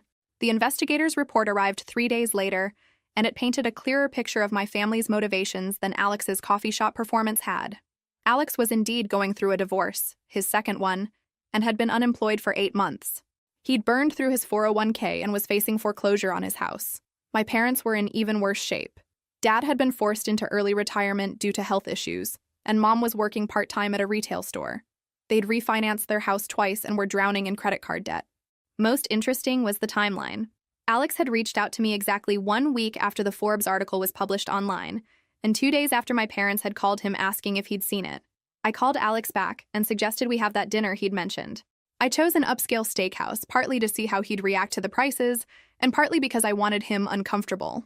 Alex arrived wearing a suit that had seen better days and spent the first 10 minutes talking about how nice the restaurant was, in a way that made it clear he couldn't afford it. He ordered the cheapest entree on the menu and declined drinks, claiming he was trying to be healthier. I let him maintain the pretense through appetizers and small talk about his kids, his ex-wife, the challenges of the job market. He was working up to something, and I wanted to hear him say it himself. Karen, he finally began as our main courses arrived, I need to be honest with you about something. Part of why I wanted to reconnect is because I'm going through a really tough time financially. I cut a piece of my steak and waited. I know this is awkward, but I was wondering if you might be able to help me out temporarily, just until I get back on my feet. I wouldn't ask if I wasn't desperate. How much? I asked calmly. His eyes lit up with hope. Well, I'm behind on my mortgage by about $8,000, and if I could just catch up, I could probably refinance and lower my payments. It would make all the difference. $8,000. To him, it was salvation. To me, it was less than I spent on business lunches in a quarter. But it wasn't about the money. Alex, can I ask you something? Do you remember what you told me when I was 17 and needed help? His face flushed. Karen, that was different. I was just a kid myself, and you told me I'd figure it out because I always did. You watched our parents abandon me and said nothing. You packed up your room and left without even saying goodbye. I was 21 and broke. I didn't have a choice. You had choices. You could have taken me with you. You could have helped me find somewhere to live. You could have at least warned me what was coming. I set down my fork and looked at him directly. But you didn't do any of those things because it would have been inconvenient for you. That's not fair.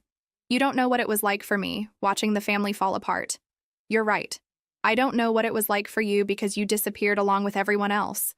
But I do know what it was like to be 17 and homeless because the people who were supposed to protect me decided I was disposable. Alex's jaw tightened. I came here to apologize, to try to make things right. I thought you'd understand that people make mistakes when they're under pressure. Oh, I understand pressure, Alex. I understand it better than most people. What I don't understand is why your current pressure should be my problem to solve. Because we're family, he said, his voice rising slightly. Because blood means something. I almost laughed. Blood means something? Where was that philosophy 12 years ago? Karen, please. I know I screwed up, but I can't change the past. I can only try to do better now. My kids are going to lose their home if I can't figure this out. There it was, the manipulation I'd been waiting for. Bringing the children into it, making me responsible for their welfare if I refused to help him. I signaled for the check. Alex, your children losing their home would be tragic, but it wouldn't be because I refused to bail you out. It would be because their father made poor financial decisions and is now trying to manipulate his abandoned sister into solving problems he created. That's cold, Karen. Even for you. Cold? I repeated, pulling out my credit card. You know what's cold, Alex? Leaving a 17-year-old to fend for herself because it's financially convenient? What I'm being is consistent. You taught me that family members aren't responsible for each other's survival. I learned that lesson very well. As I signed the check, Alex made one last attempt. Mom and Dad want to see you too. They miss you. I looked at him for a long moment. Do they? Or do they miss the idea of having a daughter who might be useful to them now? His silence was answer enough. I left him sitting at that table with the check for his own meal, and a clearer understanding of exactly how successful his guilt trip had been. Some lessons, once learned, can't be unlearned. And I'd learned a long time ago that when people show you who they are, you should believe them the first time.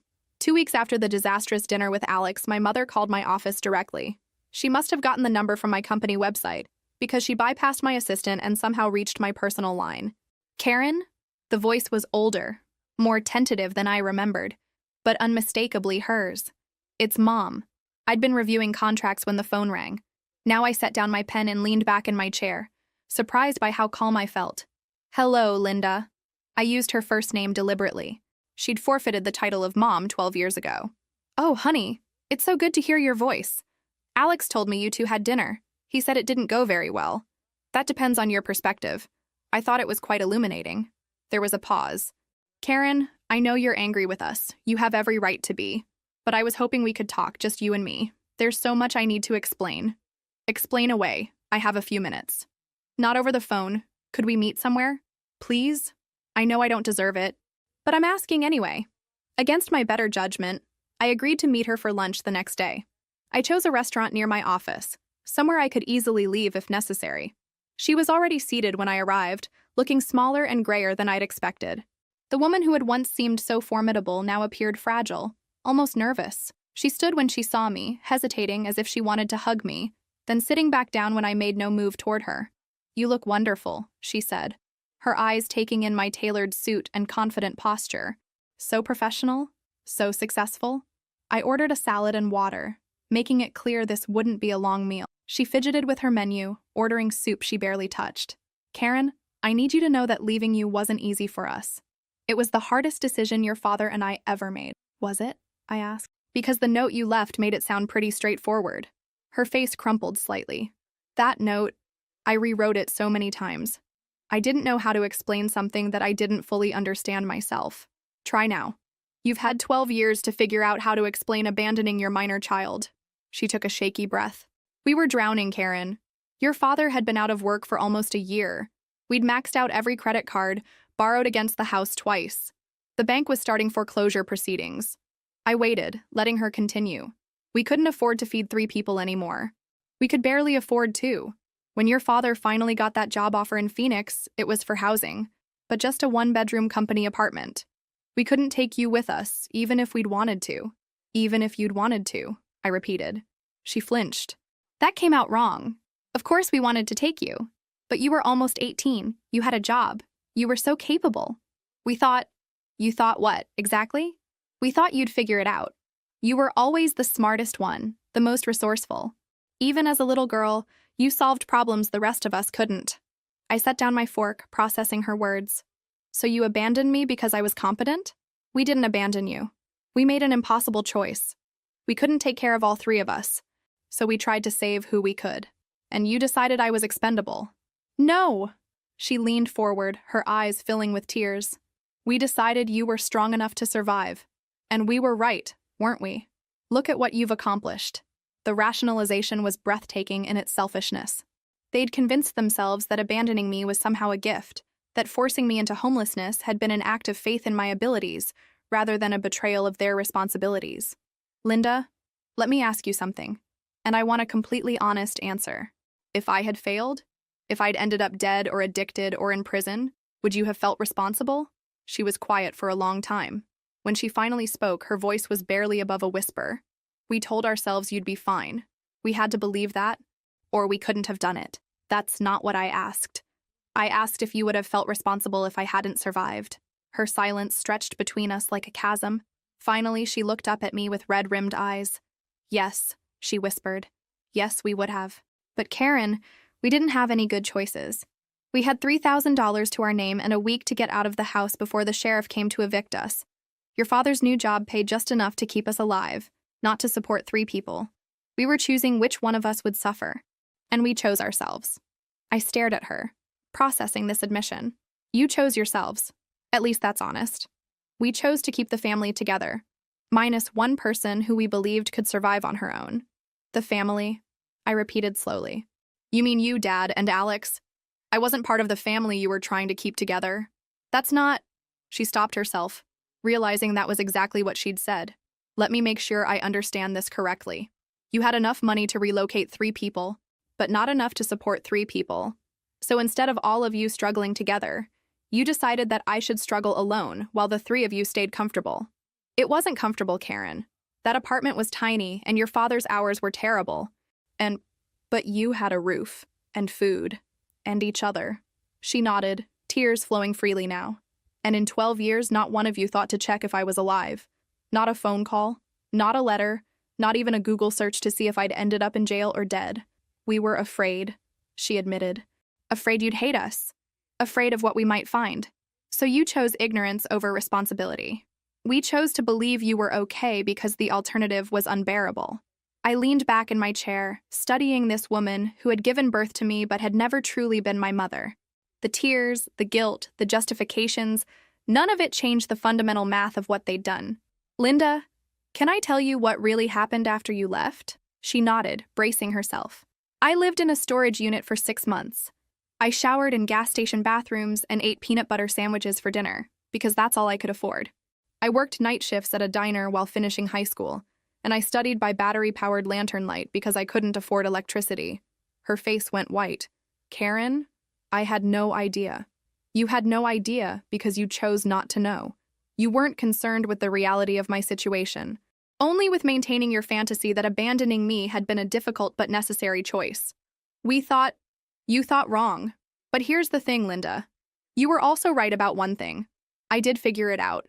I survived, and I thrived, and I built something extraordinary, but not because of your faith in my abilities. I succeeded in spite of your betrayal. I stood to leave, but she grabbed my wrist. Karen, please, we need you. Your father's health is failing, we're drowning in medical bills, and I looked down at her hand on my arm, then back at her face. And now you need me. How convenient. We're family, she said desperately. No, Linda. We're biologically related. Family is something else entirely. Family doesn't abandon each other when times get hard. Family doesn't disappear for 12 years and reappear only when they need something. I gently removed her hand from my arm. You made your choice 12 years ago. You chose to save yourselves and sacrifice me. Now I'm making my choice. I choose to save myself and let you handle your own problems. As I walked away from that table, I felt something I hadn't expected. Not anger, not satisfaction, but a profound sense of closure. The woman crying behind me was a stranger who happened to share my DNA. The people who had raised me, taught me, shaped me into who I became, were the night shift workers at the diner, the teachers who stayed late to help, the strangers who had shown me small kindnesses when I needed them most. My real family was the one I'd built myself, one relationship at a time, with people who chose to love me not because they had to, but because they wanted to. The smear campaign began 2 weeks after my lunch with Linda. It started subtly. A former high school classmate mentioned that she'd heard I'd had some troubles as a teenager and had run away from home. Then my business partner David forwarded me a screenshot of a Facebook post from someone claiming to be my former neighbor, saying they remembered when I'd stolen money from my parents and disappeared. By the end of the month, the narrative had crystallized into something grotesque but believable. I was an ungrateful daughter who had robbed her struggling family and run away, leaving my poor parents heartbroken and financially devastated. The story painted them as victims of their own child's selfishness and criminality. The private investigator I'd used before proved invaluable in tracking the source of these rumors.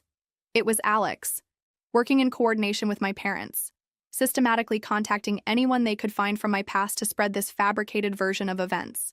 They were crafting a story that served multiple purposes. It explained my 12-year absence in a way that made them sympathetic figures.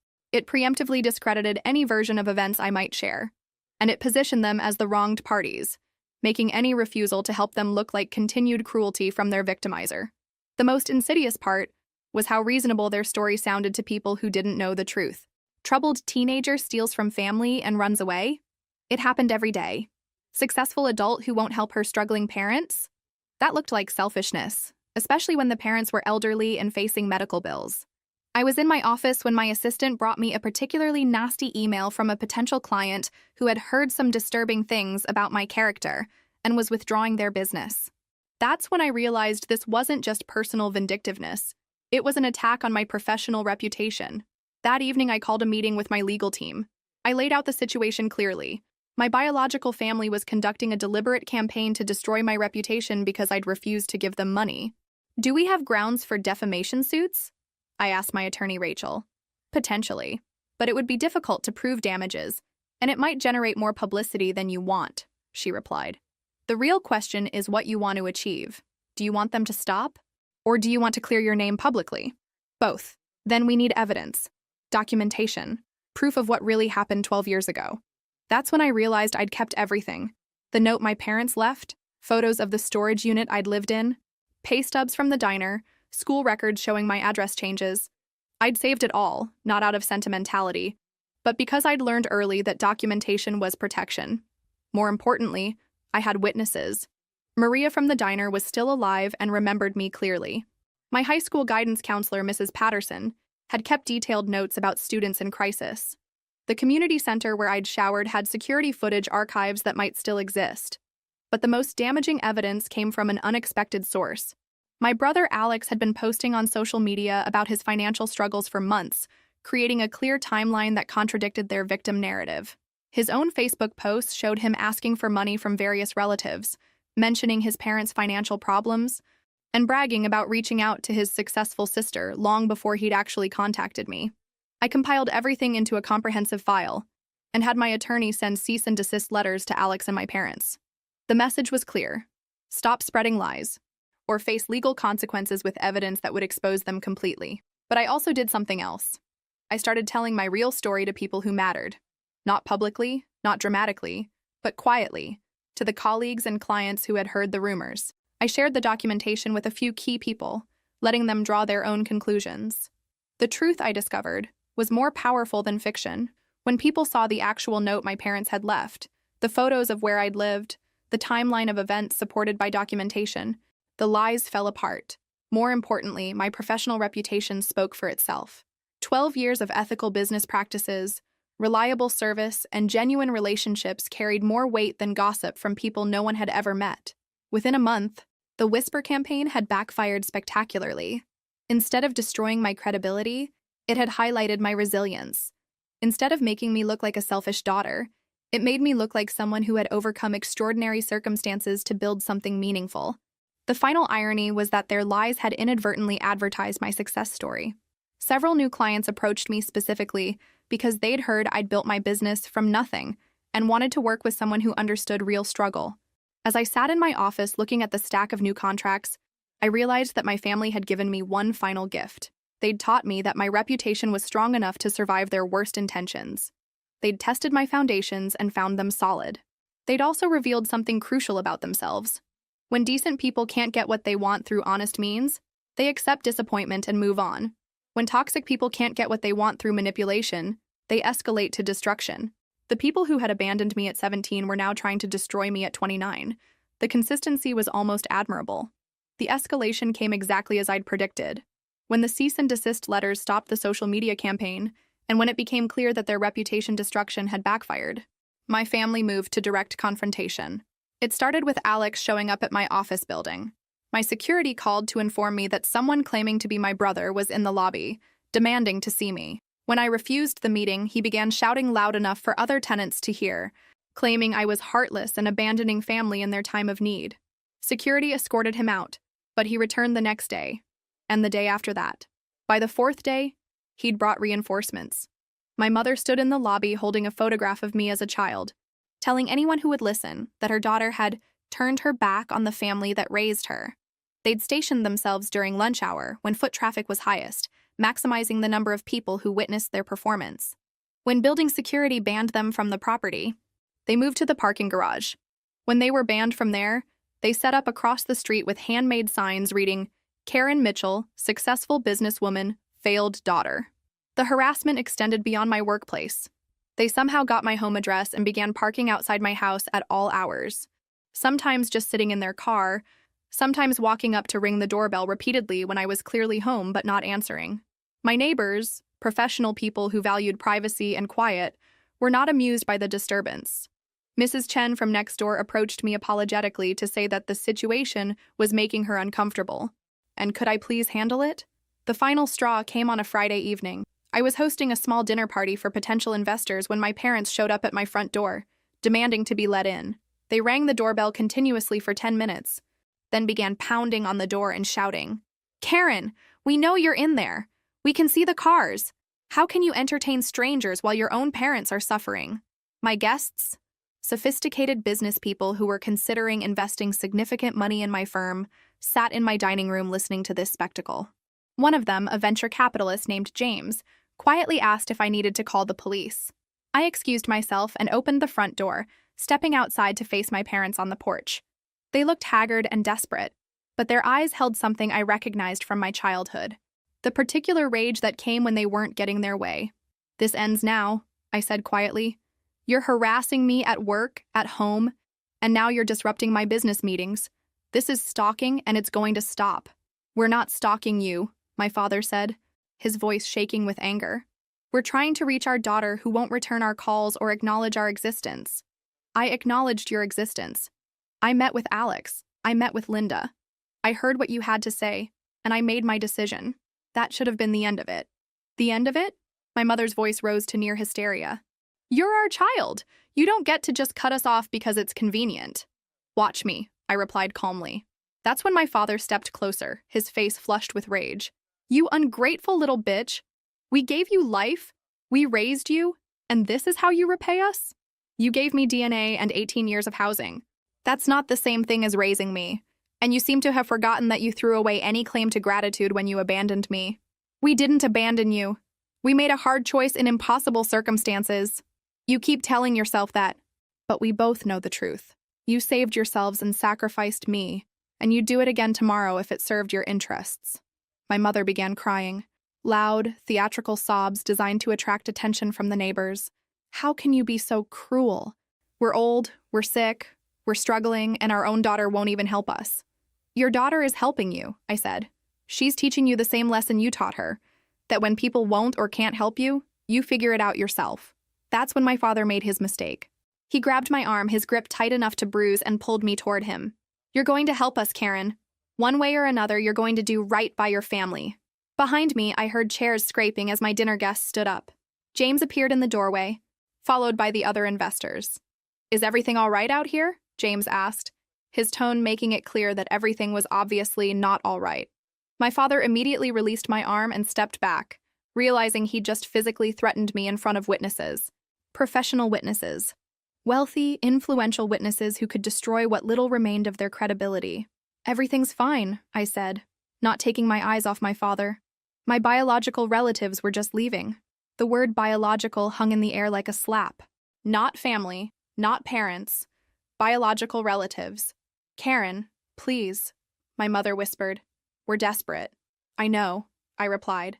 "Desperate people do desperate things, which is why I'll be filing for a restraining order on Monday morning. If you come within 500 feet of me, my home, or my business again, you'll be arrested." As they walked back to their car, I heard my father mutter something about lawyers being expensive and teaching me a lesson I won't forget. I turned to my dinner guests, who were standing in my doorway looking shocked and uncomfortable. "I apologize for that display," I said calmly. "As you may have gathered, I have some family members who are having difficulty accepting boundaries. Shall we return to dinner?" The restraining order should have ended it. Judge Morrison listened to my testimony, reviewed the evidence of harassment, and issued a comprehensive order prohibiting my parents and brother from contacting me directly or indirectly, from coming within 500 feet of my home or business, and from posting about me on social media. "Mr. and Mrs. Mitchell," the judge said sternly, "your daughter is under no legal or moral obligation to provide you with financial support. This court will not tolerate further harassment. Any violation of this order will result in immediate arrest and jail time." I thought that would be sufficient. I was wrong. 2 weeks after the restraining order was issued, my parents were arrested for violating it. They'd been caught on security cameras placing flyers under windshields in my office building's parking garage. The flyers contained my photo and personal information, along with accusations that I was a heartless daughter who abandoned her elderly parents. They spent one night in jail before making bail, and I assumed the reality of legal consequences would finally penetrate their desperation. Again, I was wrong. The violations escalated. They created fake social media accounts to circumvent the prohibition on posting about me. They had Alex's ex-wife call my office pretending to be a potential client, then launch into a tirade about my family abandonment when my assistant connected the call. They hired a billboard company to put up a sign on the highway leading to my office complex reading, "Karen Mitchell, when success costs your soul." Each violation resulted in fines, court appearances, and eventually brief jail sentences. But they seemed to view legal consequences as merely the cost of doing business in their campaign to force me into compliance. The breaking point came when they involved my employees. My assistant Jennifer had worked for me for 3 years. She was professional, discreet, and fiercely loyal to both me and the business. When she didn't show up for work on a Tuesday morning, I called her cell phone repeatedly with no answer. Finally, she texted me, "Karen, I'm so sorry, but I can't come in today. There are people outside my apartment who say they're your parents, and they've been there since 6 a.m. They're scaring my children." I immediately called the police and my attorney, then drove to Jennifer's apartment complex myself. I found my parents sitting in lawn chairs they'd brought from home, positioned directly outside Jennifer's first-floor unit, where her 2 young children could see them through the window. They'd somehow obtained Jennifer's home address, probably through public records tied to her employment verification, and decided that harassing my employees was an acceptable escalation. When I pulled up, they didn't even have the grace to look ashamed. "Maybe now you'll talk to us," my father said, standing up from his lawn chair. "You're harassing my employee at her home in front of her children. We're trying to get your attention," my mother replied. "Since you won't respond to reasonable attempts at communication." Reasonable?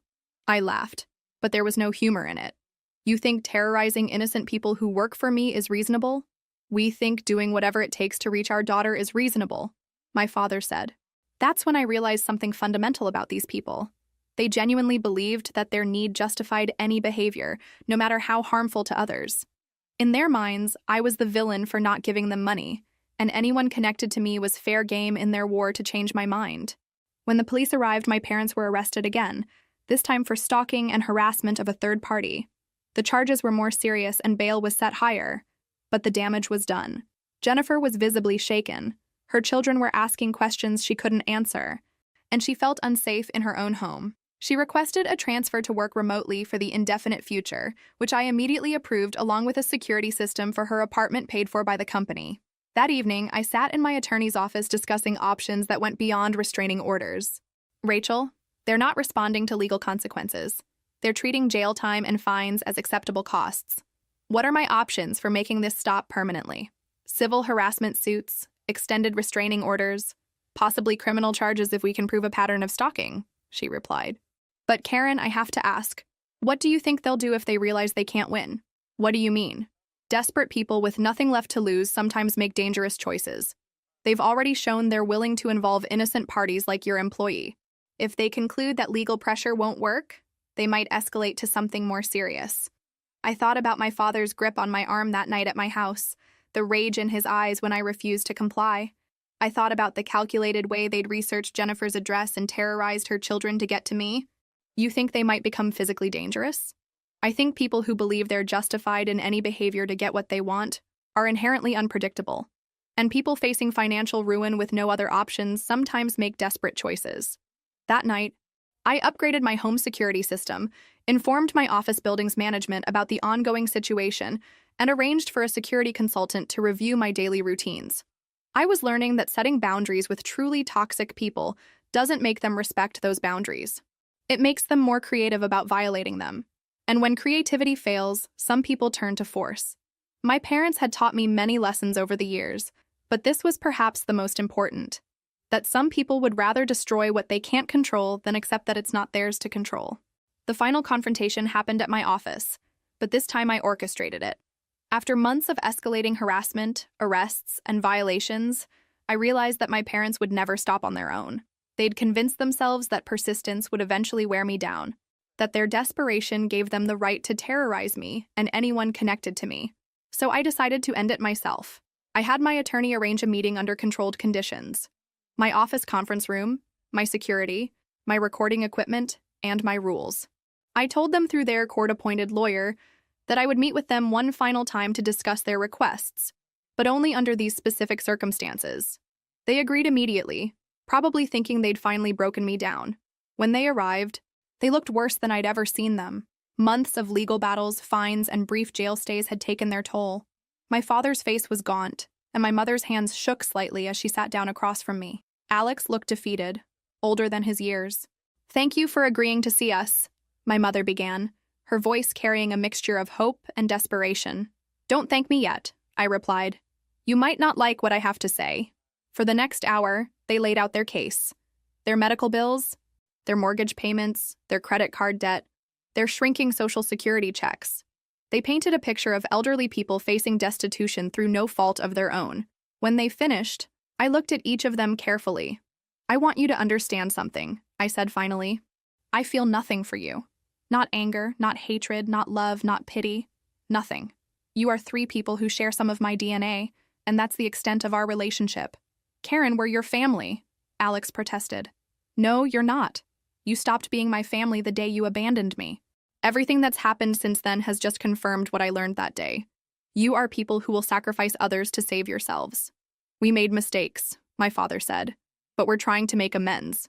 "You're not trying to make amends. You're trying to extract money from someone you perceive as wealthy. If I were still living in poverty, would you be here asking for forgiveness? Would you care about our relationship if I couldn't write you a check?" The silence answered my question.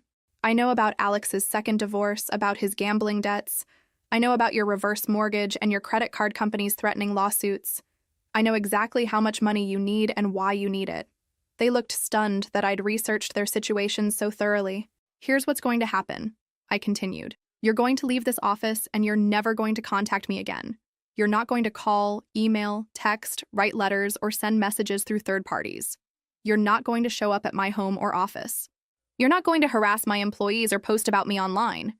And if we don't," my father asked, some of his old defiance returning, "then I'll destroy you." The words hung in the air like a threat, which is exactly what they were. "You think this has been difficult for you so far? You think some fines and overnight jail stays were hard? I have resources you can't imagine. I have attorneys, investigators, connections, and most importantly, I have patience. I can make your lives infinitely more complicated than they already are." I leaned forward slightly. "But more than that, I simply don't care what happens to you. You taught me not to care when I was 17. That lesson took root and it's never going away. Whether you live comfortably or die in poverty is completely irrelevant to me." "You can't mean that," my mother whispered. "I absolutely mean it. You want to know the difference between us? You need me. I don't need you. You can't hurt me anymore because I don't care about you anymore.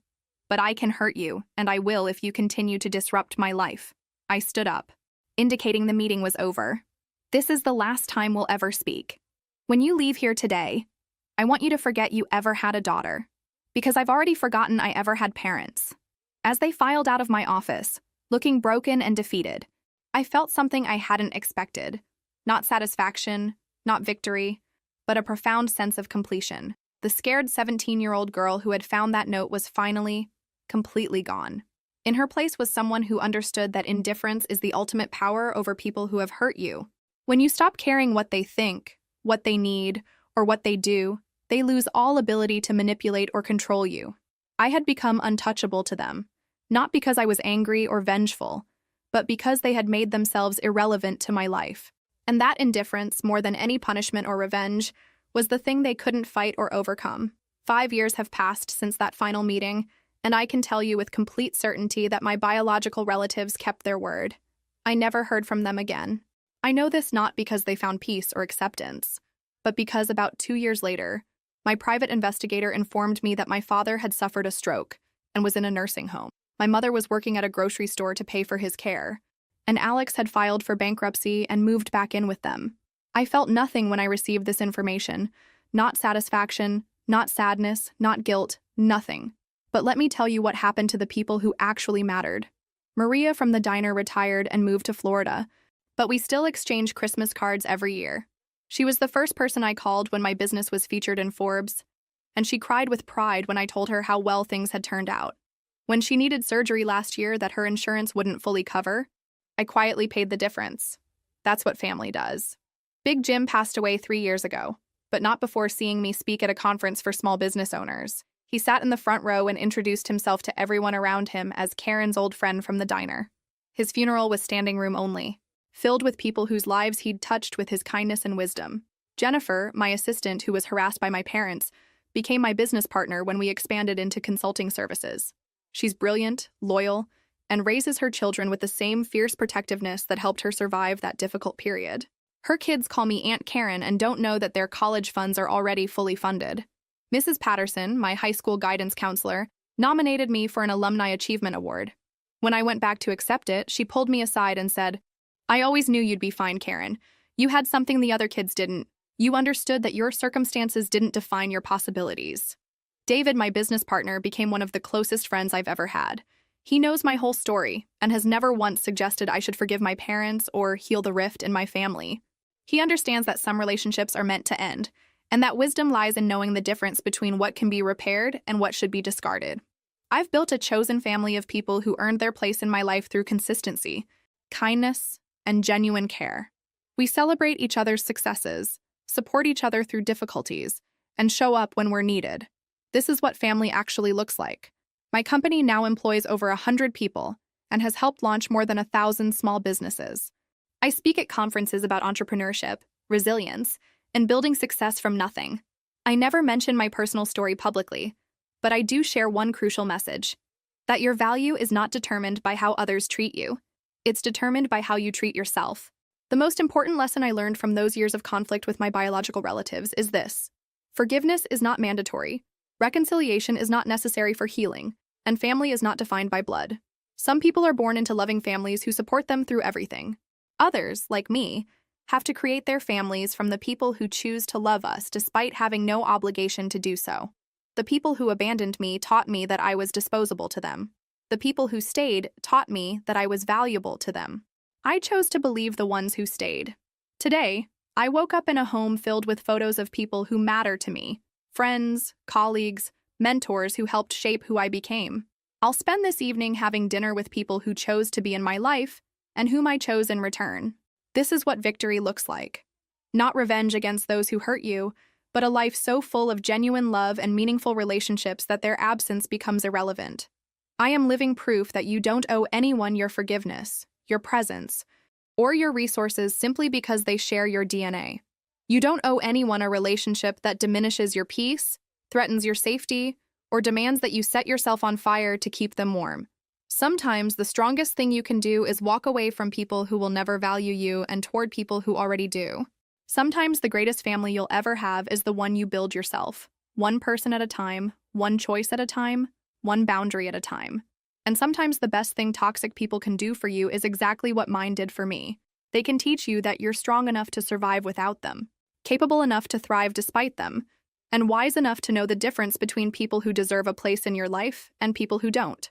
My story began with abandonment, but it ends with belonging, real belonging, with people who earned their place and who I earned in return. That 17-year-old girl in the storage unit would be amazed not just by what I built, but by who I built it with, and she would be proud.